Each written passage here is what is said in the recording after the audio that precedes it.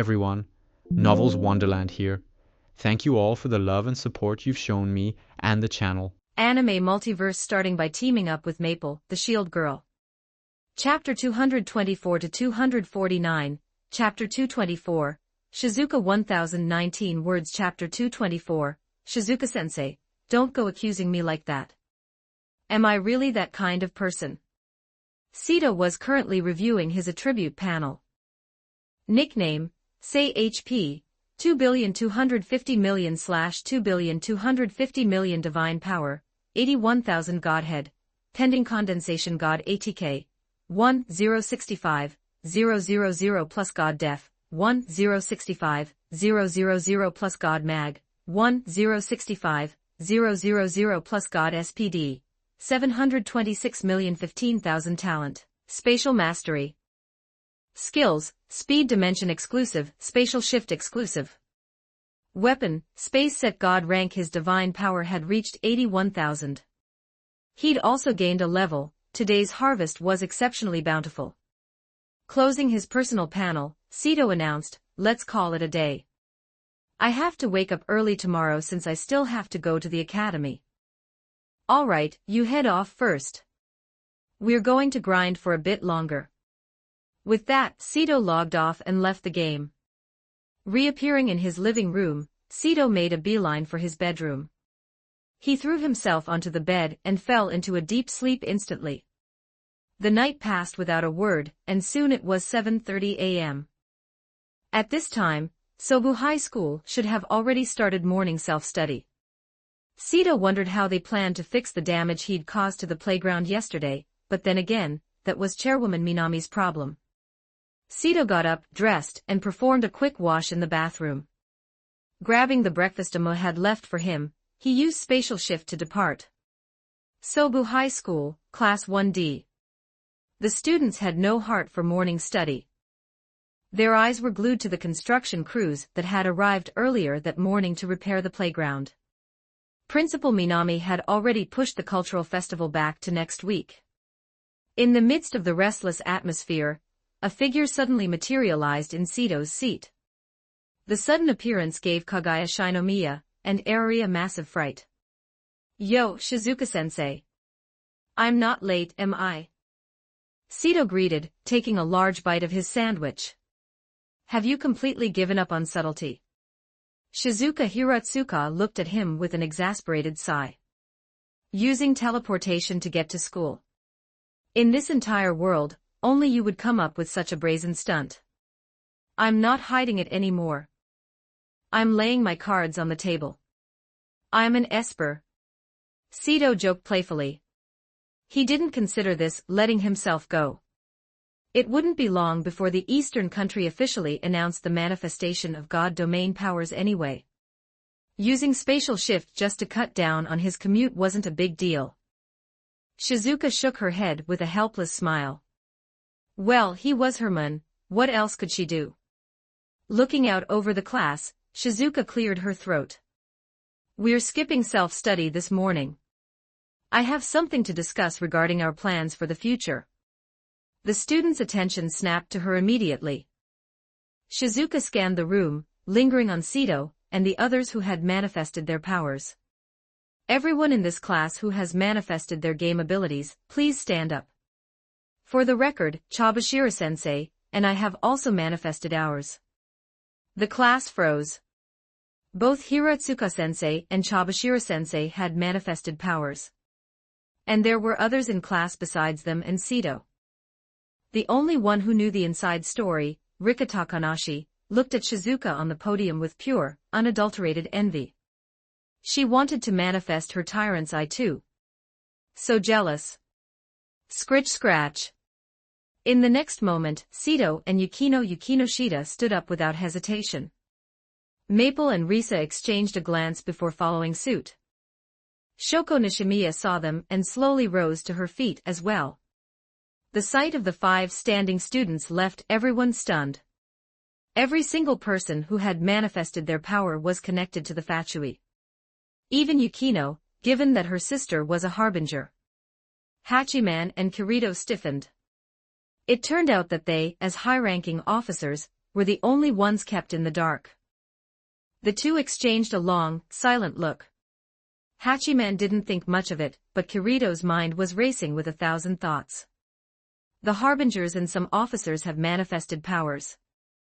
As a high-tier veteran officer, it's only logical for me to get mine too, right? Iori and Hidenori haven't manifested anything yet either. If I manifest my power right in front of them, I can finally dump all over them. He he he. As his imagination ran wild, Kirito let out a creepy grin. His expression weirded out the rest of the class, but they chose to ignore him. Shizuka looked at the seated students. Does anyone here not have these 5 on their social media yet? Add them now. Her idea was simple, make sure everyone had a direct line to Sito and the others. If trouble broke out, they could call for immediate backup.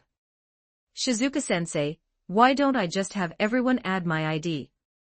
Sito volunteered proactively.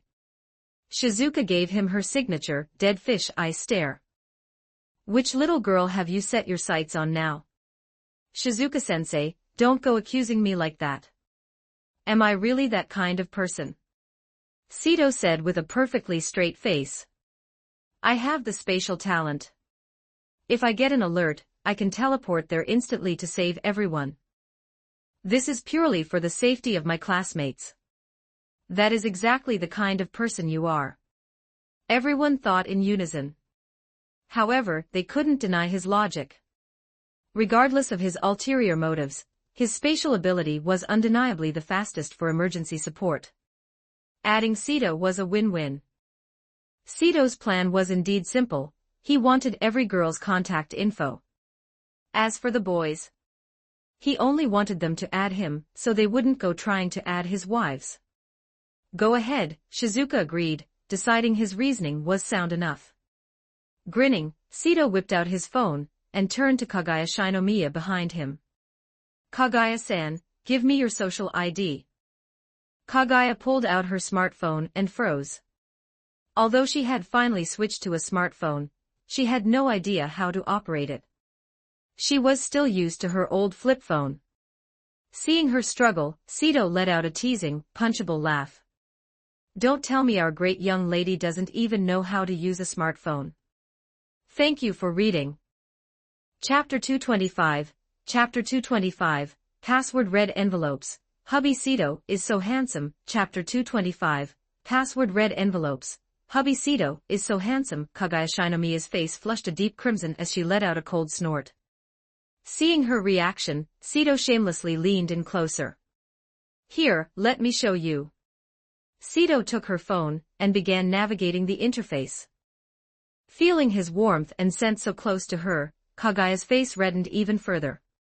She had experienced this sensation several times now, yet each time offered a strangely new perspective. Is this what Hayasaka calls love? Kaguya wondered, recalling her aide's long-winded explanations. A moment later, Sito finished adding his ID, and handed the phone back. Remember to call me if you're in danger. Sito instinctively gave the great young lady a gentle head pat before moving on to Megumi Kato. Feeling the lingering warmth on her head, Kaguya's gaze became slightly dazed. What was that feeling just now? It was warm, like a spring breeze passing through, bringing a momentary peace to her soul. Kaguya didn't hate it, in fact, she found herself yearning for it. As Sito made his rounds, every girl in the class eventually had his contact information. He didn't stop there, making sure to add every single boy as well. Once the task was complete, Sito returned to his seat. All right, everyone, please sit down, Shizuka Hiratsuka said. As the 5 stood down students took their seats, she looked at Sito. Sito-kun, create a group chat and pull in all the students, along with myself and Chabashira-sensei. Sito tapped away at his phone. In an instant, every girl in the class joined the group. Before adding the boys, however, Sito pulled a fast one and dropped a password red envelope. Sito, password red envelope. Maple, hubby Sito is so handsome Risa. Hubby Sito is so handsome Asuna. Hubby Sito is so handsome. Hayasaka, Hubby Sito is so handsome Shizuka. Hubby Sito is so handsome, tahaha. Seeing everyone's lightning-fast reflexes in claiming the envelope, Sito burst into laughter.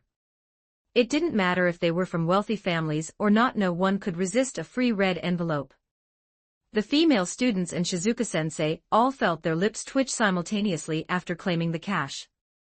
This guy is absolutely shameless. They cursed in their hearts. The boys were left in a daze. Does creating a group chat really take this long? A second later, their phones buzzed with Sito's invites, and the rest of the class joined the chat. All right, everyone can continue with their self-study now, Shizuka announced, seeing the business was concluded. The students tucked their phones away and began to read. Noon, Class 1E, Sito sat beside Amu, scrolling through the hot searches on his phone while eating lunch.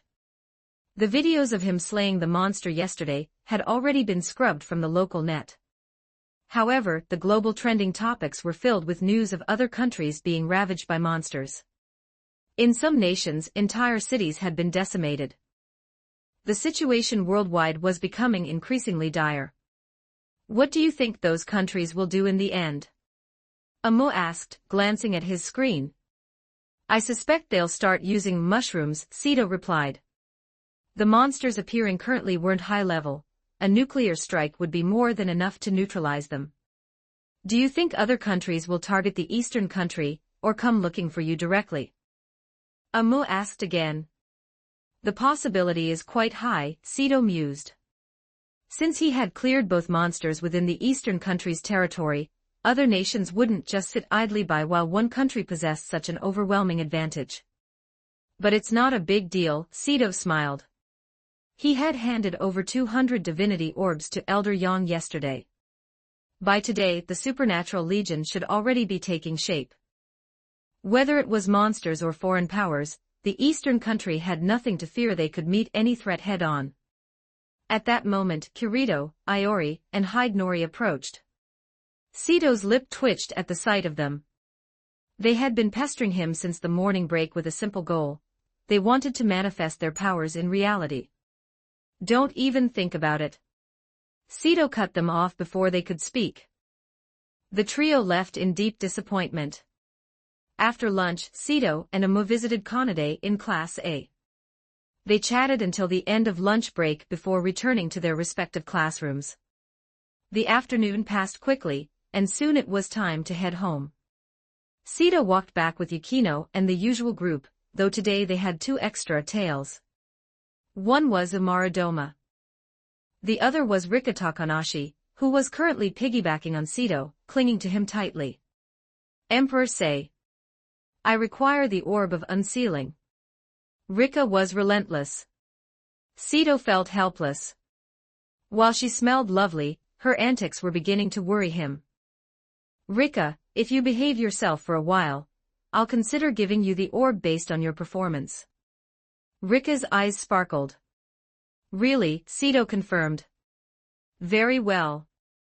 I shall uphold the covenant.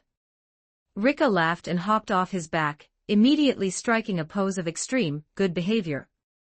Sito couldn't help but chuckle at the sight. Suddenly, his phone rang. Sasageo Shinzu was Sasageo. Sito pulled out his phone. On the other end, he heard the heavy, frantic breathing of Ai Hayasaka. Are you? Sito's brow furrowed. What happened? Where are you and Kagaya? There's a situation here, come quickly. Hayasaka sounded like she was on the verge of collapsing. Sito hung up without a second word. What is it? Amu asked, seeing his sudden grim expression. You guys go on ahead. My little secretary and Kagaya are in trouble. With that, Sito used spatial perception to lock onto Hayasaka's coordinates. A second later, his figure vanished into thin air. Thank you for reading. Chapter 226, Chapter 226, Unifying the 30th Floor, Acquiring Floor Master Authority. 1003 words. Thank you, at Jordan D'Souza, for joining the membership. I'm truly grateful. Chapter 226, Unifying the 30th Floor, Acquiring Floor Master Authority. On the other side of the city, Kagaya Shinomiya and Ai Hayasaka sat frozen inside their overturned car, paralyzed with fear. They looked toward the front. The driver was covered in blood, his body a gruesome mess of mangled flesh. It was a sight too horrific to endure. Wiping blood from her own face, Kagaya felt cold sweat pouring down her forehead. Her leg was pinned under the dashboard, and she could feel warm blood steadily soaking through her stockings. "Hayasaka, where is Sito?" Kagaya asked, her voice trembling and faint. Beside her, Hayasaka tucked her phone away. "Great, young lady, he should be." Hayasaka's complexion was deathly pale. Her situation was arguably worse than Kagaya's. A jagged piece of metal had impaled her thigh. Blood trickled down her porcelain skin, and tears pricked the corners of her eyes from the sheer agony. At the end of the day, she was still just a 16-year-old girl. This level of pain was almost impossible to bear. The two girls gritted their teeth against the pain, and looked out the window. Just moments ago, they had been heading home as usual when a monster suddenly manifested and swiped their car off the road. The driver had lost consciousness instantly. Now the creature was slowly prowling toward the wreckage. It had the head of a wolf and a body of rippling, terrifying muscle. Foul-smelling saliva dripped from its fanged maw, making it look utterly revolting. It stared at the two girls inside the car like a predator eyeing a gourmet meal, closing the distance step by step. The girls huddled together, shivering in terror. Suddenly, Sito materialized in the air directly above the monster. He brought his foot down with crushing force, detonating the creature's head instantly. A headless corpse collapsed onto the pavement, and red and white brain matter splashed across the street. Having dispatched the beast, Sito looked into the car at Kagaya and Hayasaka. When he saw the wound on Hayasaka's thigh, his brow furrowed. He moved forward, pulled her gently into his arms, and placed her on the ground outside. Kneeling beside her, Sito activated his skill, Life Heal. A soft white radiance condensed in his palms, flowing gently into Hayasaka's wound. Under the light, her flesh began to knit together at a visible speed. Capillaries reconnected, muscle fibers wove back together, and finally, a scab formed and fell away, leaving behind smooth, unscarred skin. After treating Hayasaka, Sito stood up and reached into the car. Seeing Kagaya's leg pinned, he used his strength to rip away the mangled metal encasing her. Kagaya squeezed her eyes shut, fighting back tears of pain. Sito scooped her up, crawled out of the wreckage, and set her down to begin her treatment. As he worked, a recovered Hayasaka limped over to his side, her face flushing slightly as she stood near him. "Is the great young lady all right?" "She's fine," Sito said, withdrawing his hand and glancing at Kagaya's healed leg. "It's already restored." Sito then turned his attention to the driver. He dragged the half-dead man from the front seat, and cast his healing magic. Within 5 minutes, the driver's wounds were gone, and he drifted into a peaceful, restorative sleep. His task finished, Sito stood up and looked at Hayasaka, who was helping Kagaya to her feet. Thank you. Sito-kun." Kagaya stammered, her face turning pink as she met his gaze. "It was nothing," Sito waved it off. "Luckily I got here in time. If you're both okay, I'll be heading off." Kagaya opened her mouth as if to say more, perhaps to invite him to dinner, but the words caught in her throat. Given the chaos of the accident, it wasn't the right time. "I understand." Sito nodded and vanished via spatial shift. Kagaya watched the empty space where he had been, and let out a soft sigh of regret. Sito's home. Back in his bedroom, Sito wasted no time. He lay on his bed, donned his gaming helmet, and initiated the link. He materialized at his last logout point, and immediately teleported to the forest cabin on the 42nd floor. Outside the cabin, Maple and Sally were relaxing in rocking chairs, enjoying a rare moment of peace in the sun. Sito appeared inside the cabin. Hearing the noise, the two girls got up and walked in. "Sito-kun, you're finally online," Sally said, skipping over to him. "Perfect timing," Maple added. You need to head to the Snezhnaya Empire immediately. The Snezhnaya Empire? Sito asked, confused. General White Wind has finished conquering the entirety of the 30th floor, Maple explained. If you teleport there now, you should be able to claim the floor master authority. Sito blinked in shock. The 30th floor was unified. That was incredibly fast. Without hesitation, he initiated the teleport. God Domain, 30th floor, the Endless Continent. Extreme North, the Snezhnaya Empire. The moment he appeared in the Imperial Palace, a series of system notifications flooded his vision. Congratulations. You have unified the 30th floor of God Domain. Players say, you have acquired floor master authority for the 30th floor. You may now freely open or close portals between this floor and others. You have unlocked the Floor Master chat channel. You now have the authority to designate safe zones. You may rename the 30th floor. You have the power to forcibly expel any player from the 30th floor.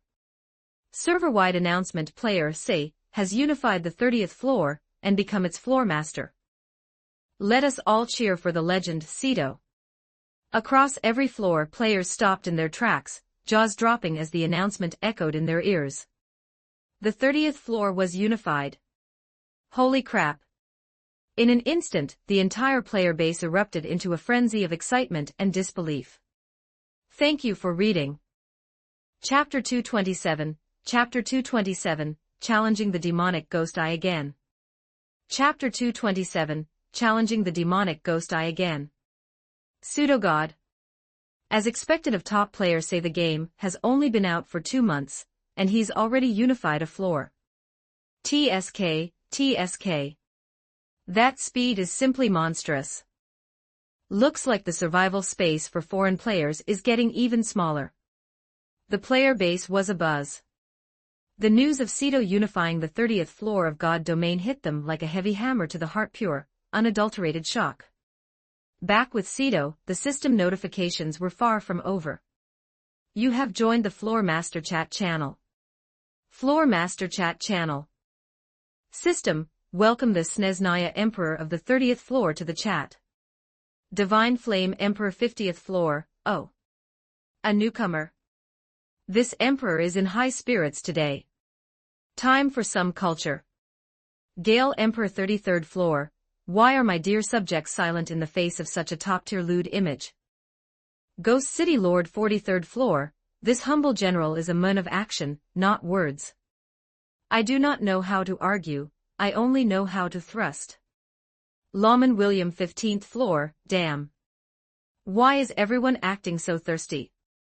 You're scaring the ladies away. New guy, say something. Sito. Watching the chat logs, Sito's lip twitched. These guys didn't seem majestic at all. In fact, they felt suspiciously like a bunch of troll players. After a moment's thought, he changed his nickname to Snezhnaya Emperor and sent a message. Snezhnaya Emperor 30th floor, so did everyone thrust today? Divine Flame Emperor 50th floor. Gale Emperor 33rd floor. Ghost City Lord 43rd floor. Lawman William 15th floor. Elf Queen 11th floor, Emperor say, you certainly moved fast with that unification. Serpent Queen 28th floor, welcome, Emperor Sito. Snow Queen 17th floor, welcome. Seeing several familiar nicknames, Sito's lips curled into a smile. There weren't many people in this channel, only about 30. Many floors still lacked a master, and of those 30, most were lurkers busy with their own affairs. Snezhnaya Emperor 30th floor, I'm granting the 3 of you access. After sending the message, Sito opened the teleportation permissions for the 11th, 17th, and 28th floors. Whoosh, whoosh, whoosh. In an instant, 3 figures appeared before him, Lingna, Lu Tianro, and Mia Snow. Queen Lingna, Queen Filna is also here in the Snezhnaya Empire. Do you want to go see her later? Sito asked, looking at Lingna. Lingna was the elf queen of the 11th floor, while Filna held the same title on the 30th. The two had a special connection. Sister Filna. Lingna blinked, whispering the name before shaking her head. Perhaps another time. Sito smiled and gestured toward the palace. Let's head to the Grand Council chamber. An hour later, after the three queens had returned to their respective floors, Sito headed to the 51st floor to continue his grind. Time passed quickly during the level-up process. Eventually, inside a dilapidated skyscraper on the 51st floor, Sito sat on a dust-covered desk. I wonder what the labyrinth boss's stats look like now, he mused, rubbing his chin. He was thinking of the 51st floor boss. He was significantly stronger than the last time they met, and he wanted to see if he could challenge it solo. Leaping off the desk, Sito used spatial shift to move toward the boss labyrinth. 5 minutes later, he stood before the 100-meter-tall gate and pushed it open. The moment he entered, a massive, singular eyeball locked onto him. Sito's expression turned solemn as he met the boss's gaze. Demonic Ghost Eye rank, Pseudogod. Godhead, Chaos Fractured Divine Power, 50,000 plus Sito froze. The panel had changed. This wasn't the standard interface used for common mobs, it was an entirely new display. According to the records, the demonic Ghost Eye was a pseudogod-level powerhouse. No wonder its mere whispers had caused his ears to bleed during their first encounter. Now the pieces were finally falling into place. He pulled out a pair of earplugs from his Kamui space and put them in. He could see the boss's health bar now, though the specific numerical value remained hidden. No matter. As long as it has a health bar, I can kill even a god. Drawing his dragon blade, Sito let the dimensional cube hover beside him. Dimensional slash. He teleported directly in front of the boss and unleashed a strike. The demonic Ghost Eye shrieked in pain. That incomprehensible, otherworldly sound echoed again, but thanks to the earplugs, Sito only felt a slight furrow in his brow. Such high defense. Sito was internally stunned. The boss's damage reduction was absurd. Is this the power of the divine rank? Even a pseudogod is this formidable. A fire began to burn in Sito's heart. The sheer power of the gods fascinated him. He felt a growing, urgent desire to ascend to godhood as quickly as possible. Thank you for reading. Chapter 228, Chapter 228, The Romantic Brains of Kaguya Shinomiya and Ai Hayasaka. Chapter 228, The Romantic Brains of Kaguya Shinomiya and Ai Hayasaka. With a thunderous roar, Sito charged forward once more. Even if he could only chip away 10,000 health points at a time, he was determined to grind this boss down to nothing through sheer attrition. The demonic Ghost Eye let out an equally savage howl, its gaze burning with a vicious intensity, as if it wanted to erase Sito from existence on the spot. The curtain rose on a titanic battle of endurance. Several hours later. Inside Sito's bedroom, Kanade and Amu stood by the bed, looking down at Sito as he lay there wearing his gaming helmet. They exchanged a concerned glance. Has he really been grinding in God domain all night long? Amu asked, confused. Normally, Sito never stayed logged in this late. Both she and Kanade were incredibly curious about what could possibly be keeping him. Let's go ask Sora and Shiro, Kanade said, her voice remaining characteristically expressionless. Good idea. Amu nodded. While they were in the dark, the siblings who spent their entire lives in the game would definitely know what was happening. The two girls shared a look and initiated a true login. The moment they entered the game world, they opened their private chat channel. Harbinger private channel Empress Amu at Sora at Shiro. What is Sito doing? Sora, he's challenging the boss in the 51st floor labyrinth. Shiro, and I don't know the specifics of the fight, but he's been at it since last night, and hasn't come out yet. Shiro, brother Sito's attack power is high. This boss must be very strong. Empress, understood. Closing the channel, Amu turned to Kanade. Kanade, let's head to the academy first. We should probably let Hiratsuka-sensei know about Sito's situation. Kanade nodded, and the two girls logged off simultaneously. Reappearing in Sito's room, they cast one last look at him before turning to leave. 20 minutes later. Sobu High, 3rd floor faculty office. Shizuka Hiratsuka listened to Amu and Kanade's report, and nodded slowly. Knowing Sito was stuck in the 51st floor labyrinth, Shizuka's mind raced with possibilities. However, the thing that surprised her most was the boss's sheer strength. Sito possessed the highest attack power of any player in God Domain, yet even he needed an entire night to finish the fight. It was a sobering thought. Amu and Kanade left for class, while Shizuka leaned over her desk to write a formal leave of absence slip for Sito. As the bell for morning study approached, the teachers stood up and headed to their respective classrooms. Class 1D, Kagaya Shinomiya stared at the empty seat in front of her, feeling a strange sense of loss. For some reason, she missed Sito intensely, a feeling much stronger than anything she had felt before. After the harrowing events of yesterday, she finally understood that she was deeply in love with him. But seeing that empty chair only made her heart sink. She wasn't the only one. Even her little secretary, Ai Hayasaka, couldn't help but steal occasional glances at Sito's seat. It would be nice to marry him someday. Hayasaka murmured softly to herself, a faint blush dusting her cheeks. She had realized her feelings for Sito a long time ago. She used to think it was a complication, but after he had saved her yesterday, she felt it wasn't a bad thing at all. In fact, it was wonderful. Thinking about Sito's usual antics, she imagined that life as his wife would never be boring. A small smile played on Hayasaka's lips as she returned to her thoughts. While he wasn't here yet, she assumed he had simply overleapt. It was a regular occurrence for him, after all. Morning study passed, followed by the first period.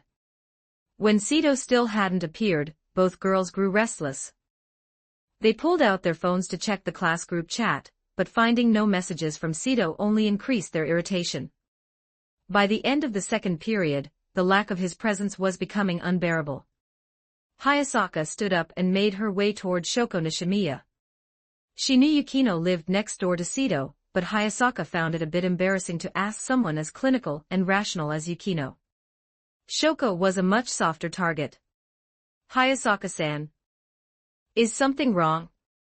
Shoko asked in her soft, gentle voice, her eyes full of curiosity. Hayasaka glanced around discreetly before leaning in to whisper, Nishimiya-san, do you know why Sito-kun isn't at the academy today? I don't know either, Shoko shook her head honestly. Hayasaka's shoulders slumped in disappointment. Hayasaka, come here for a moment. Kagaya's voice rang out, and Hayasaka immediately adjusted her expression, slipping back into her dead fish eye professional mode as she walked over and sat in Sito's empty chair. Is there something you need, great young lady? Kagaya leaned in, whispering urgently into her ear, Hayasaka, do you know any romance techniques? Hayasaka froze. She recovered quickly, however, and whispered back, is the great young lady planning to confess to the person she likes? Kagaya raised her textbook to hide the lower half of her face, leaving only her shy, shimmering eyes visible.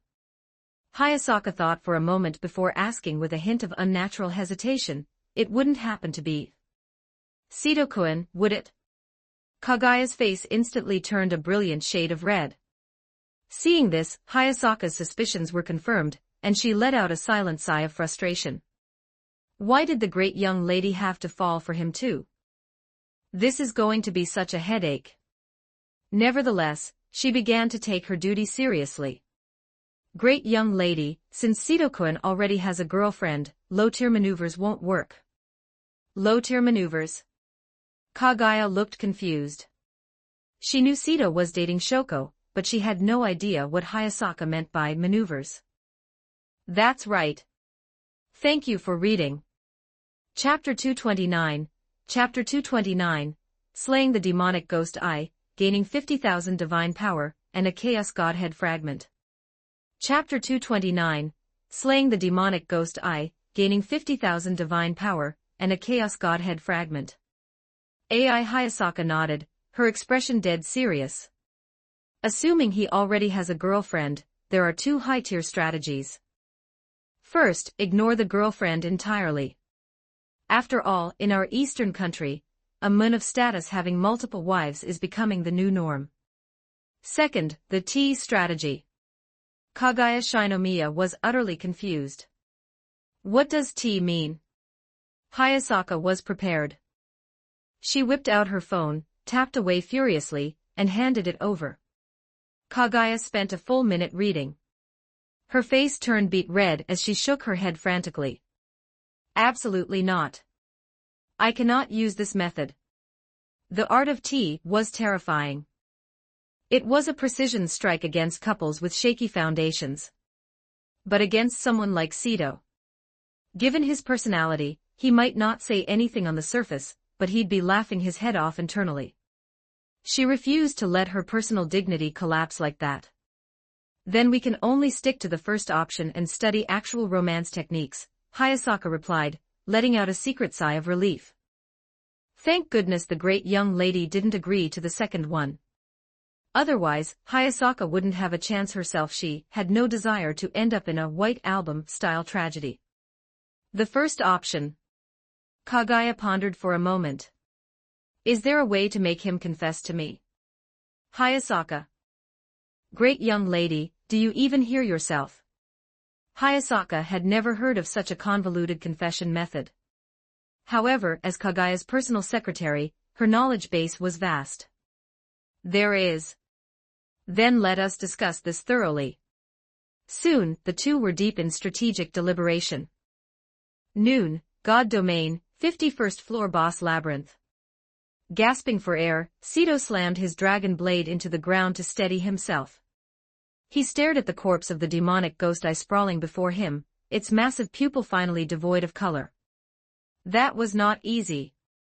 Sito had lost track of how long he'd been fighting or exactly how much HP the boss had, but he had finally succeeded. Your space set effect triggered, gained 50,000 divine power. Your level has increased. Current level, 97. Due to the player's first solo kill of the boss demonic ghost eye, you have received the solo first kill reward, Chaos Godhead Fragment. Talk about a windfall. Hearing the system notifications, Sito broke into a wide grin. 50,000 divine power. He had never been this rich.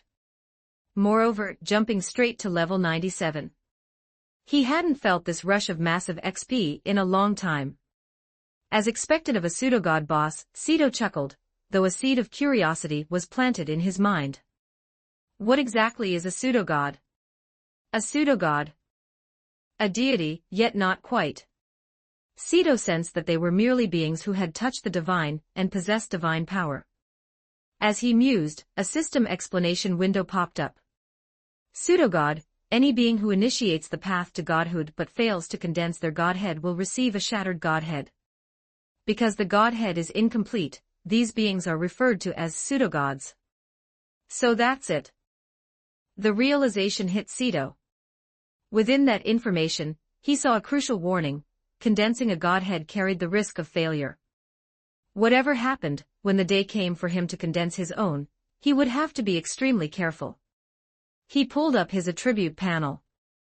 Nickname, say HP, 3,250,000/3,250,000. Divine power, 131,000 Godhead, pending condensation God ATK, 2,065, 000 plus God Def, 2,065, 000 plus God Mag, 2,065, 000 plus God SPD, 1,446,000,000 talent, spatial mastery skills, speed dimension, spatial shift, spatial void step, space dragon roar, space dragon breath, dimensional slash, Kamui space, space storm, blessing of the gale, spatial perception, life heal. Weapon, space set god rank. He was on the verge of level 100. He wondered what kind of spectacle awaited him at the centennial mark. Looking at his divine power, his smile deepened. 131,000, only 369,000 to go. With the 52nd floor now open, he could farm another wave of divine power. But not today. He was exhausted. Massaging his temples, Sito closed the panel, and pulled out the Godhead fragment about a tenth of the size of a fingernail. Unlike his previous fragments, this one was a swirling, misty chaos color, looking profoundly mysterious. Chaos Godhead, this should be incredibly powerful. Sito couldn't use it himself, it didn't fit his attributes. However, it would be perfect for his wives. Tucking the fragment away, he sheathed his blade and began the trek toward the exit of the boss labyrinth. Server-wide announcement, congratulations to player, say, for clearing the 51st floor boss labyrinth. The player base froze once more. The 51st floor labyrinth. Holy crap. It hasn't even been 3 days since the 50th floor opened. God Sito is in a league of his own. Sigh, my level is too low to even enter the 50th. Better get back to grinding for level 80. The players' expressions were a mix of awe and frustration. Sito had already cleared the 51st floor while most couldn't even reach it. The gap was staggering. At the entrance of the 51st floor labyrinth, "Brother, let's go to the 52nd floor and find Big Brother Sito," Shiro said, starting toward the portal. "Right behind you," Sora replied. Back to Sito. The moment he stepped onto the 52nd floor and surveyed his surroundings, he froze dead in his tracks. Thank you for reading.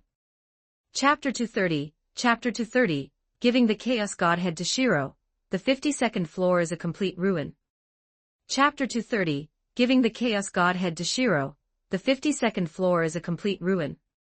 This is... Before his eyes lay a landscape of total devastation. Vast ruins sprawled across the dust, everything that had once been sheltered beneath them was crushed in the collapse. On the craggy cliffs, the destruction was stark and silent, a desolate, monochromatic gray. No survivors, no signs of life. This was the state of the 52nd floor. At that moment, sensing Sito's arrival, a wolf-headed man let out a feral howl, and charged at him with maddened intensity. Space Dragon's breath. Sito opened his mouth, unleashing a surging wave of energy that struck the wolfman dead on, vaporizing him instantly. Not even a speck of dust remained. Brother Sito. From behind him came Shiro's soft, melodic voice. Sito turned to see the siblings walking toward him from the direction of the boss labyrinth. So this is the 52nd floor? Sora asked, scanning the horizon to get a feel for the environment. Yeah, Sito nodded. It's even more dilapidated than the 51st. It looks like there's zero life left here. On the 51st floor, one could at least make out the skeletal outlines of a city. But here on the 52nd, Sito couldn't recognize a single structure, it was just a sea of rubble. By the way, what was the 51st floor boss like? Sora withdrew his gaze and turned to Sito. Since neither he nor Shiro had entered the labyrinth yet, they were in the dark about the encounter. The 51st floor boss is called the demonic Ghost Eye. It's a pseudogod, Sito replied. A pseudogod? The siblings froze. Just hearing that title was enough to tell them how special the boss was. Any being that fails to condense their godhead but ends up with a fractured one is classified as a pseudogod, Sito explained. The two nodded as the pieces clicked into place. Brother Sito, did the boss drop anything good? Shiro asked, tugging gently at the hem of his clothes. Sito pulled out the Chaos Godhead fragment. This was the reward for the solo first kill, a Chaos Godhead fragment. This? Sora and Shiro's eyes widened in astonishment. They stared fixedly at the fragment in Sito's palm, their minds racing with possibilities. If killing a pseudogod granted Godhead fragments, it meant they finally had a clear path to divinity. The siblings grew visibly excited. Seeing their reaction, Sito asked seriously, Sora, Shiro, how do you two plan on achieving godhood? The siblings exchanged a glance. After a few seconds, Sora spoke first. The first method. The second one doesn't suit us. While we could choose the second path, waiting for you to ascend first, and then help us, the data suggests that divine power is far too critical for us right now. Sora's logic was simple. while Sito could theoretically transfer divine power, it was a precious resource. Unless absolutely necessary, Sito shouldn't have to dilute his own strength by transferring it away. Sito nodded in agreement. "Brother Sito, give that godhead to me," Shiro said, raising her small hand. Sito lowered his head in thought for a moment before handing the Chaos Godhead fragment to her. In truth, the most compatible godhead for Shiro would likely be a mechanical godhead, but the Chaos attribute wasn't a bad fit either. Outside of technology-based divinity, Chaos was arguably the next best thing for her. Shiro took the fragment, her expression brightening with joy, and immediately began to absorb it. Sito and Sora stood by in quiet vigil. 10 minutes later, the fragment slowly dissipated into light, and Shiro's beautiful eyes fluttered open. "How do you feel?" Sito asked. "It's strange," Shiro flexed her hands. "I feel a change deep within my body, but I can't quite put it into words." Sito understood. It sounded very similar to his own experience when he first used a fragment. Sora, seeing his sister's stable condition, turned back to Sito with a solemn expression. "Sito, you need to reach godhood as soon as possible." "Why do you say that?" Sito asked, confused. Sora explained patiently, the 51st floor boss was a pseudogod who failed his ascension. But you have to remember that was only the 51st floor. If we keep going up, there's no guarantee that the higher floors won't be guarded by true, complete deities. Sito stiffened, then fell into deep thought. Sora was right, he hadn't considered that perspective. If a pseudogod was already guarding the 51st floor, it was highly probable that genuine gods awaited them further up. "Thanks, Sora. I might have overlooked that if you hadn't mentioned it." Sito smiled. "Don't worry about it," Sora waved it off. "But listen, you've been at this all night. Don't you think you should log off and get some rest? Shiro and I are about to crash too. We stayed up all night waiting for you to finish." Sora rubbed his eyes, his dark circles quite prominent. "Yeah," Sito nodded. "Let's log off together." Sito's bedroom. Removing his gaming helmet, Sito opened his slightly bloodshot eyes. No matter how powerful he was in the game, he was still human in the real world.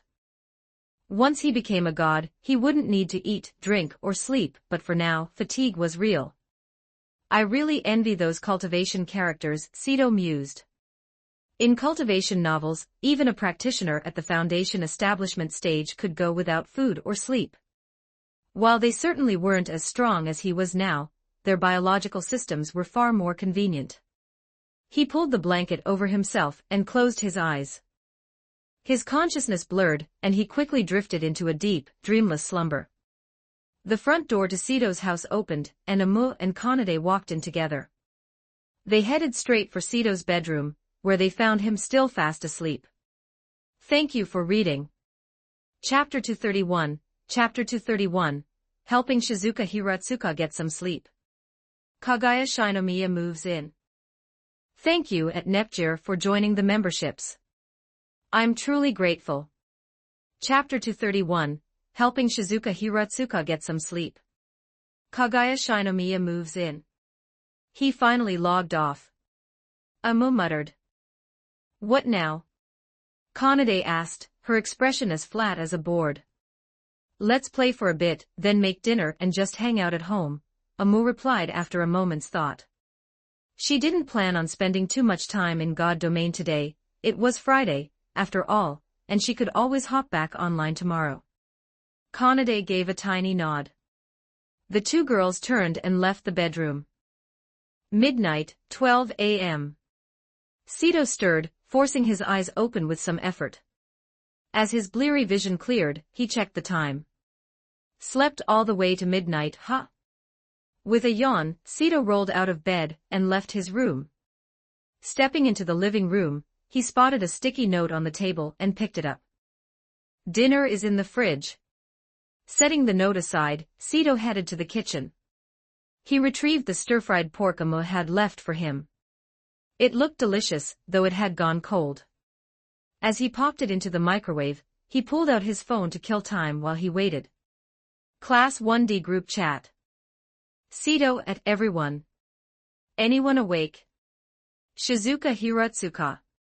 Sito, sensei, you're still up. Shizuka Hiratsuka, can't really sleep. Sito, I'll head over to see you in a bit. I just woke up. Shizuka Hiratsuka, fine. Closing the chat, Sito opened his social feed and scrolled through some short videos until the microwave beeped. He carried his meal to the living room, sat down, and dug in. 5 minutes later, he cleaned his plate and used spatial shift to depart. Shizuka Hiratsuka's bedroom. Shizuka was lying in bed, scrolling through videos, when a figure suddenly dropped out of thin air directly above her. She gathered her strength, ready to deliver a bone-crushing punch, but as soon as she realized it was Sito, she halted her blow midair. You scared the life out of me. I thought a god domain monster had spawned in my bedroom. I heard you couldn't sleep. Well, then, let me help you get some shut-eye. Sito teleported back to his own bedroom and immediately logged into the game. He was determined to finish off the 52nd floor boss today. The next morning, 8 a.m. The Shinomiya estate. Kagaya was sitting in her room, sipping black tea with refined elegance. Hayasaka, how is it? Great young lady, I've already purchased a unit in the apartment building directly below Sito-kun's place. Hayasaka stood at her side, reporting the status. Excellent. Kagaya's lips curved into a satisfied smile.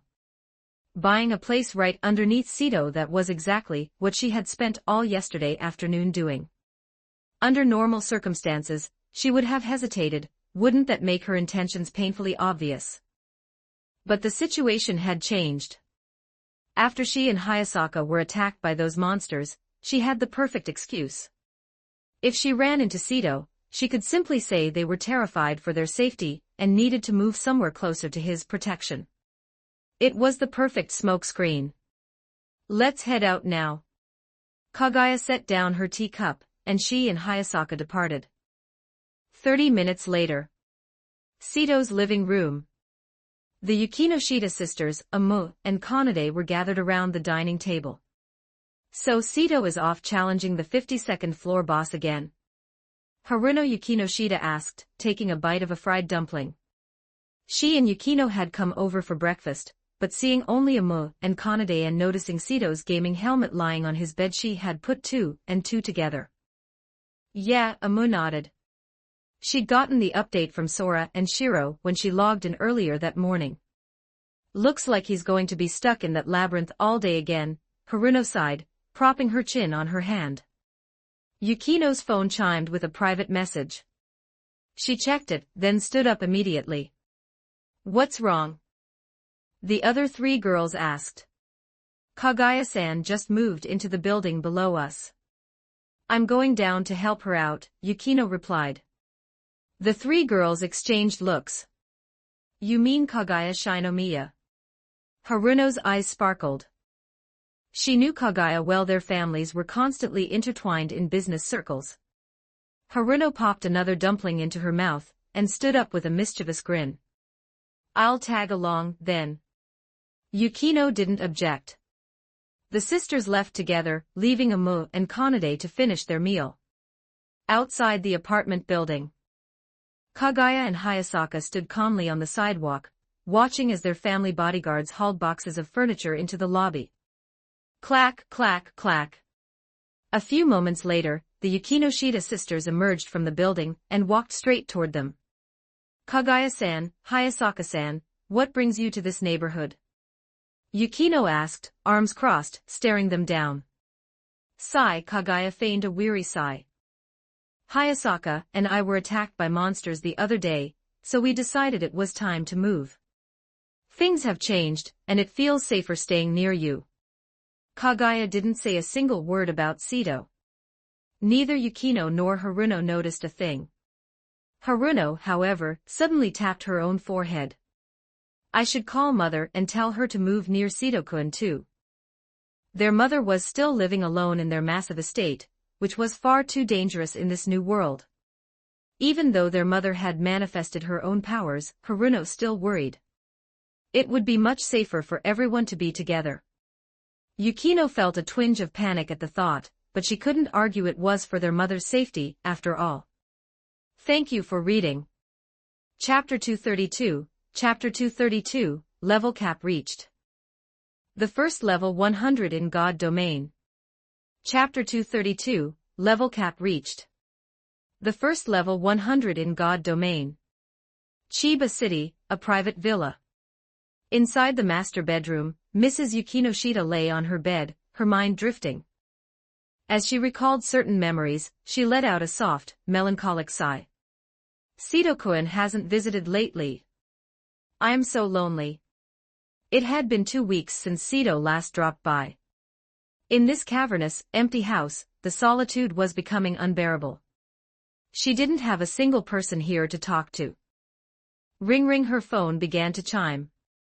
She reached over to the nightstand and picked it up. Mother, Haruno's voice came through the line. The world has changed, you've seen it online. Yukino and I want you to come live with us. Live together. Yukinoshita blinked. Is this about Sito-kun? Absolutely not.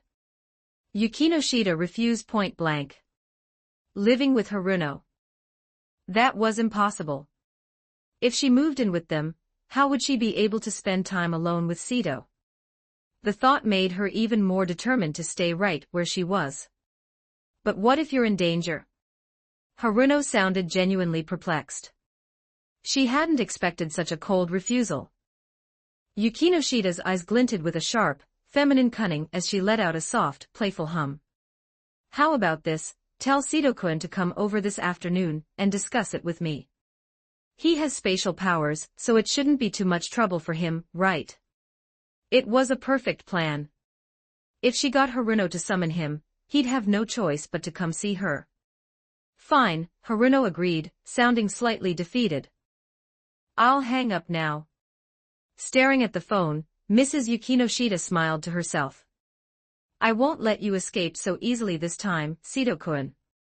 Kagaya Shinomiya and Ai Hayasaka officially moved into the apartment building below Sito's. Shoko Nishimiya and Rika Takanashi, who lived on the 3rd floor, were aware of the new neighbors, but they didn't pay it much mind. After all, having more people around felt safer. God Domain, 52nd floor, Boss Labyrinth. Your space set effect triggered, gain 60,000 divine power. Congratulations, your level has increased. Current level, 100. You have reached the level cap. Due to the player's first solo kill of the boss, War Maniac, you have received the solo first kill reward, War Godhead Fragment. Nickname, Say level, 100 HP, 3,850,000, 000/3, 850, 000 divine power, 191,000 Godhead, pending condensation. God ATK, 2, 665, 000 plus God Def, 2, 665, 000 plus God Mag, 2, 665, 000 plus God SPD, 1, 878, 000 plus Talent, Spatial Mastery, hit the cap at last. Sito slumped to the ground, exhausted, and closed his system panel. This boss had been generous, handing over 60,000 divine power points. A few more fights like this and he'd finally be able to condense his godhead. It wasn't easy, he muttered, stretching his arms before looking down at the godhead fragment in his palm. The War Godhead, this is perfect for a Mu. No one was a better fit for this fragment than her. While Amu played the role of a model student at the academy, he remembered her middle school days. She had single-handedly taken down every delinquent in the school, and when that wasn't enough, she went out and challenged the toughest crowds from the neighboring districts. She was a natural-born battle junkie. After resting for a moment, Sito stood up and headed toward the 53rd floor. As he stepped across the threshold, a system announcement echoed throughout the game. Server-wide announcement, congratulations to player, Say, for clearing the 52nd floor boss labyrinth. Sito opened the world chat, and sure enough, the screen was scrolling so fast it was illegible. Everyone was spamming the same thing: God, Cito is a beast. As the area loaded, Cito blinked in surprise. This floor was completely different from the previous two. Instead of desolate ruins, this floor was a lush, vibrant expanse of dense, green forest. Strange, very strange. The environment felt completely disconnected from the destruction of the floors below. However, he didn't dwell on it. Since there were no safe zones on the 53rd floor, it was likely that the monsters here had simply adapted to the forest ecosystem. Step, step, step. The rest of the Harbingers arrived on the 53rd floor shortly after. So this is the 53rd floor. The scenery is totally different, Maple remarked, looking around with wide eyes. The contrast is really jarring, Sally muttered. Cito swept his gaze over his comrades until he locked eyes with Amu. Amu, here. It's a war godhead fragment. He tossed the glowing shard to her. The others watched with intense curiosity. A war godhead. Amu's eyes ignited. She caught it, her red lips curving into a predatory grin. This is exactly what I needed. Without a second thought, she began to absorb it. 10 minutes later, the shard vanished, and she opened her eyes. I feel like my body has changed, but I can't quite describe it, she said, her brow furrowing slightly. Shiro and I felt the same way. It's normal, Cito said with a smile. Amu nodded, satisfied. Suddenly, Haruno Yukinoshita interjected. Cito-kun, Mother wants you to come visit her this afternoon or evening. Thank you for reading. Chapter 233, Chapter 233, This isn't the little dumpling, this is the big dumpling. Chapter 233, This isn't the little dumpling, this is the big dumpling. Heading over to the Yukinoshita residence, huh? Cito's expression turned peculiar. Does the missus? Ah, well, to be honest, he missed her too. I'll log off in a bit and go see her. I'm feeling pretty exhausted anyway, so a change of pace sounds nice. He gave a casual response. High-intensity combat really took its toll, and a little relaxation was well-deserved. Then we'll head back to the 52nd floor, Haruno Yukinoshita said, turning to leave. The rest of the group followed suit. They hadn't fully mapped out the 52nd floor yet, so there was no rush to push into the 53rd. Cito logged out and departed the game. Cito's bedroom. Cito removed his gaming helmet and activated spatial shift, disappearing from the room. Meanwhile, over at the Yukinoshita estate, the lady of the house sat gracefully on her bed, reviewing documents. With the arrival of this new, divine, era, nearly every aspect of life required reform. The exchange rate for God domain gold coins had even skyrocketed to 1:5. Thankfully, she had invested well early on and had a tidy sum in her account. A figure materialized directly behind her. Yukinoshita, too engrossed in her paperwork, didn't notice a thing. Cito looked down at her back, leaned over, and poked his head around her shoulder.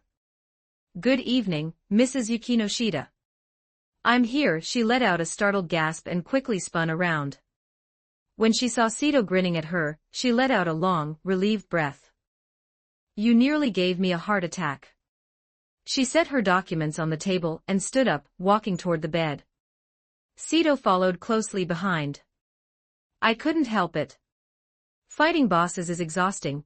I needed to come over and relax with you. You can relax here as much as you like, but you aren't leaving early today. Don't worry about that. A street in Chiba City. The street lights flickered to life, bathing Chiba in a beautiful, vibrant glow. The area was bustling, shoppers browsing, couples strolling leisurely, the air filled with laughter and the lively spirit of a Friday night. Usually, this was prime time for young couples, but tonight, something was different. Every girl passing by seemed to tilt her head in the same direction, eyes widening. A silver-haired youth, radiating an effortless, lazy charm, was walking down the sidewalk. His natural aura made more than a few hearts skip a beat. Cito, however, was immune to the stares. He navigated the crowd, heading toward home. It was a good thing the government had scrubbed the footage of him slaughtering monsters at the academy and in the city, otherwise, he wouldn't be able to step out without being swarmed for autographs. He glanced around, scanning the various snack stalls.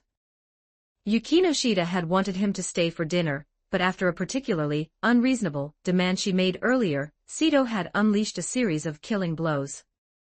The poor lady had no defensive skills to speak of, so she had been completely overwhelmed. Naturally, Sito had left before dinner. Is that a dumpling? At a takoyaki stand, he spotted a familiar silhouette. That signature dumpling bun hairstyle made it obvious who it was. The only thing that confused him was, the dumpling on her head seemed to have shifted toward the back. Without overthinking it, he strode over, reached out, and tapped her on the shoulder. Yui, what are you doing out here? The dumpling paused and turned around. Sito. He recoiled, his lip twitching as he hastily pulled his hand back. This wasn't Yui Yokohama at all. It was the big dumpling of the Yokohama family, Yui's mother. The awkwardness vanished as quickly as it had arrived. Sito flashed his most charming, warm guy smile. Good evening, Mrs. Yokohama. The lady looked Sito up and down with genuine interest. My, what a handsome young man. Are you Yui's boyfriend? You guessed already. Sito responded with a poker face. He decided to lean into the misunderstanding immediately. I'm Sito. I've been dating Yui for about a month now. It didn't matter why he was doing it. If he could get her mother to believe they were dating, Yui would be mortified, and when she came to confront him about it, he would flip the dynamic from passive to aggressive and sweep her off her feet once and for all. Yokohama's eyes lit up in realization. Well, I'll just call you Sito-kun, then. That works for me. Sito offered a bright, cheerful grin. Would you like to come over for a visit, Sito-kun? She invited. I'd love to. She was momentarily stunned. She had expected him to refuse, but since he'd accepted, it was a perfect opportunity to see what kind of person he really was. She clutched the takoyaki she had just bought. Are you out for a stroll? Not exactly. Just walking around, grabbing a bite. I haven't had dinner yet, Sito replied. He turned to the shopkeeper. Boss, 2 orders of takoyaki, please. Coming right up. After paying via his phone and receiving the steaming takoyaki, he tucked in. Shall we go? Yokohama asked. They walked side by side toward the Yokohama residence. As they strolled, she made small talk. What do Sito-kun's parents do for a living? I'm an orphan. She fell silent. She felt terrible. The very first question had hit a landmine. Don't worry about it, Mrs. Yokohama. I'm used to living on my own, Sito said, smoothly deflecting the tension. He pivoted the conversation. What did your husband do for a living? He passed away in a car accident when Yui was in elementary school. Thank you for reading. Chapter 234, Chapter 234, Staying Overnight at Yui Yokohama's House. Chapter 234, Staying Overnight at Yui Yokohama's House. This was. Yokohama's father had passed away, and Sito hadn't expected to hit such a sensitive landmine with a single question. However, stealing a discreet glance at the lady beside him, Sito felt the spirit of Wei Wu Chao Chao's legendary affinity for married women within him surging to an all-time high. Adding a Mrs. Yokohama to the collection, that wouldn't be half bad either, he mused. They fell into a heavy silence. The topic was simply too delicate, and neither of them knew how to bridge the gap. Before long, they arrived at the doorstep of the Yokohama residence. Yui lived in an apartment complex identical to Sito's, just one building over, also on the second floor. Come on in. Yokohama opened the door and gestured for him to enter. Sito nodded, stepped inside, and closed the door behind him. Mom, you're home. Yui Yokohama, who had been busy with chores in the living room, looked up. Her face flushed a deep crimson the moment she saw Sito, and she immediately bowed her head, looking away. Caught the reaction instantly. So Sito really is Yui's boyfriend, she thought. She turned to Sito with a warm smile. You two chat, I'll go prep dinner. We haven't eaten yet either. Understood. Yokohama headed to the kitchen. Sito naturally drifted over to Yui's side. What are you doing here? Yui leaned into him, tiptoeing to whisper in his ear. I was out for a walk, ran into your mother, and she invited me over, Sito whispered back. He gave her a wink, then turned to head toward the kitchen. Yokohama, let me help you with that. Oh, you don't have to, you're a guest. It's no trouble at all. I can cook, too. Don't be so polite. Sito stepped into the kitchen and began helping her prep dinner. His helpfulness earned him a few extra points of approval in the mother's eyes. Watching the two of them working in tandem from the doorway, Yui's face burned. She felt a secret surge of happiness. Sito being in her home felt like a dream. A few minutes later, the meal was ready. The three of them sat around the table, Sito sitting next to Yui, with her mother directly opposite them. Yokohama scanned the handsome youth, and the beautiful girl beside him. They looked just like a young married couple, she thought, feeling a thrill of delight. She glanced at Sito's silver hair, and her excitement grew. She'd always had a soft spot for white-haired aesthetics. If they have a child, there's a good chance they'll have white hair too. Her expression towards Sito became even more enthusiastic. Yui, why haven't you told me you were dating? If I hadn't run into Sito-kun by chance, I would have been kept in the dark forever. She gave Yui a mock-scolding glance. Boyfriend? Yui froze. She glanced at her mother, then back at Sito. Despite the initial shock, a small part of her felt a flutter of happiness, though she still felt the need to clarify. Sito-kun and we aren't boyfriend and girlfriend. Yui stuttered, her voice barely a whisper. Oh, I see. Yokohama gave Yui a meaningful, knowing look. I understand. I totally understand. Yui, your understanding face makes it look like you don't believe a word I'm saying. Sito stepped in to break the tension. Yokohama, try the food, see how my cooking turned out. He pushed the plate of stir-fried meat toward her. She took a bite, savoring the flavor. Not bad at all. This is delicious. I'm glad you like it. Sito smiled. From there, Sito and Mrs. Yokohama fell into an easy rhythm of conversation. Yui watched them, her heart racing. If her mother already approved of Sito, did that mean she really could become his girlfriend? She blushed at the thought. Dinner ended and Sito insisted on helping with the dishes, which only cemented the mother's growing favor. Checking the time, her eyes glinted with a mischievous, playful spark. Sito-kun, it's getting quite late. Why don't you just stay the night? Yui's eyes widened and she peeked at Sito with bated breath, her heart hanging on his answer. Might be a bit much, don't you think? Sito scratched the back of his head. They had only met today, after all, was this moving a bit fast? It's fine. We don't have a spare room, but Yui can sleep with me, and you can take her room. In that case. With the mother's approval, Sito agreed. After cleaning up, the two women headed to the master bedroom, leaving Sito to head into Yui's room. The air was filled with a faint, sweet girl scent. Sito took in the room, stepped up to the bed, and kicked off his shoes. Shedding his extra layers, he dove under the covers. It was already past 9, sleep was calling. Next door, the sounds from the master bedroom soon died down. The door opened with a soft, crisp sound. Sito stirred in his sleep, his eyelids heavy, struggling to stay open. Suddenly, he felt something shift on the bed beside him. He opened his eyes, only to find a familiar figure sliding in. Yui, did you walk into the wrong room? Sito blinked in confusion. Why did this little dumpling wander into my room in a daze? Hearing his voice, Yui Yokohama's eyes snapped open in terror. Thank you for reading. Chapter 235, Chapter 235, Asking Hiratsuka. Chapter 235, asking Hiratsuka-sensei for leave, farming divine power like crazy. Seto-kun. Yui Yokohama's face turned bright red.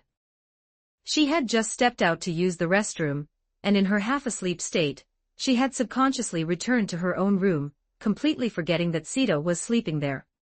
All right, go back to sleep. Seto decided to let it slide. Yui was already mortified. If he pushed the issue, she'd only get more flustered, which would be counterproductive. He closed his eyes and drifted back off. Beside him, the dumpling lay there with a flushed face, watching his sleeping profile, secretly feeling that things weren't so bad after all. With her head full of whimsical thoughts, she eventually drifted off to sleep as well.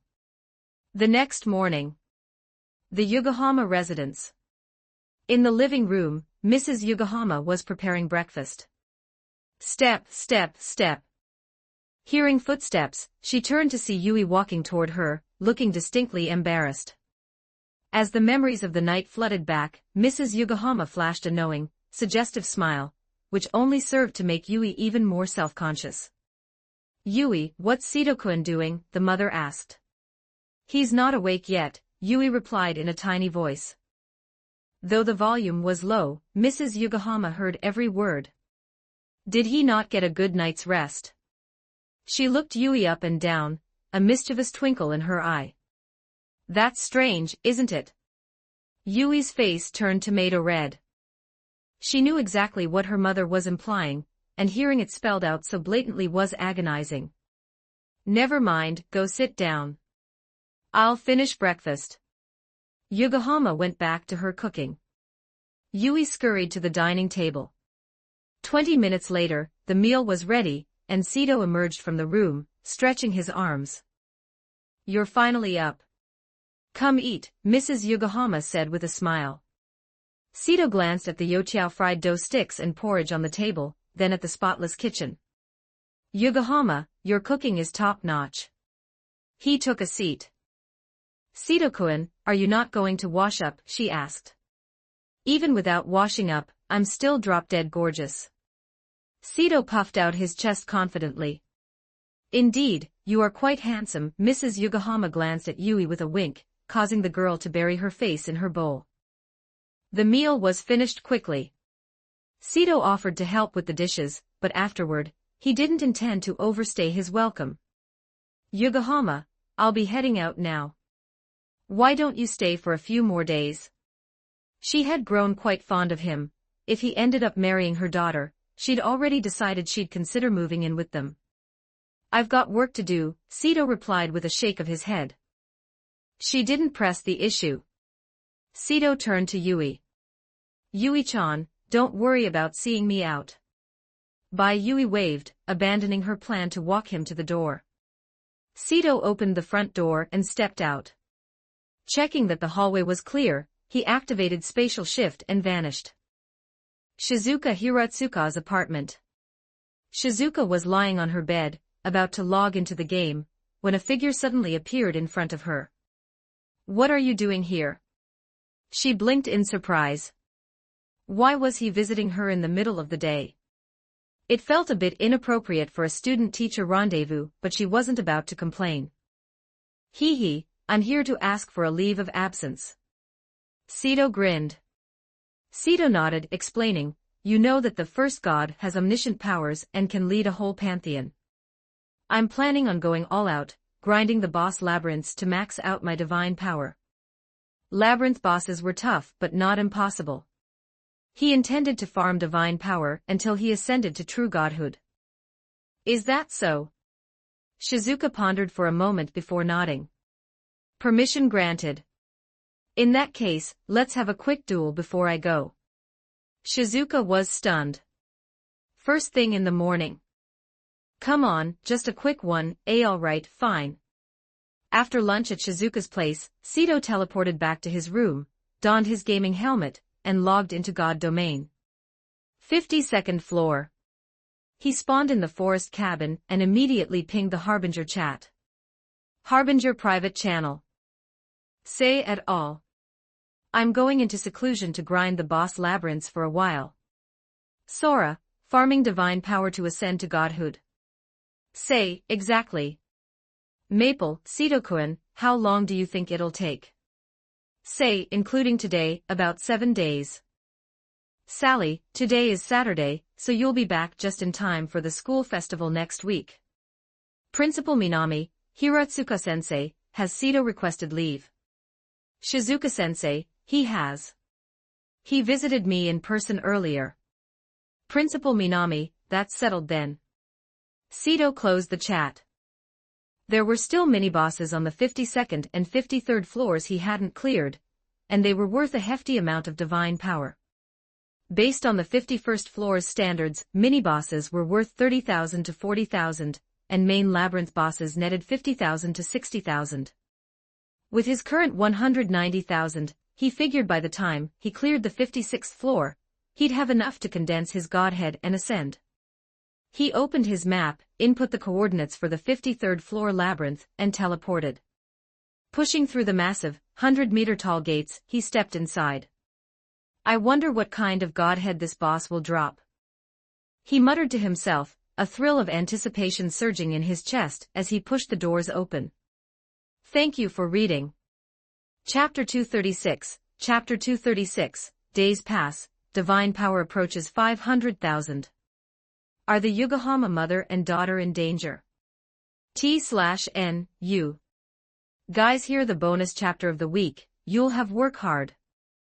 Chapter 236, Days pass, divine power approaches 500,000.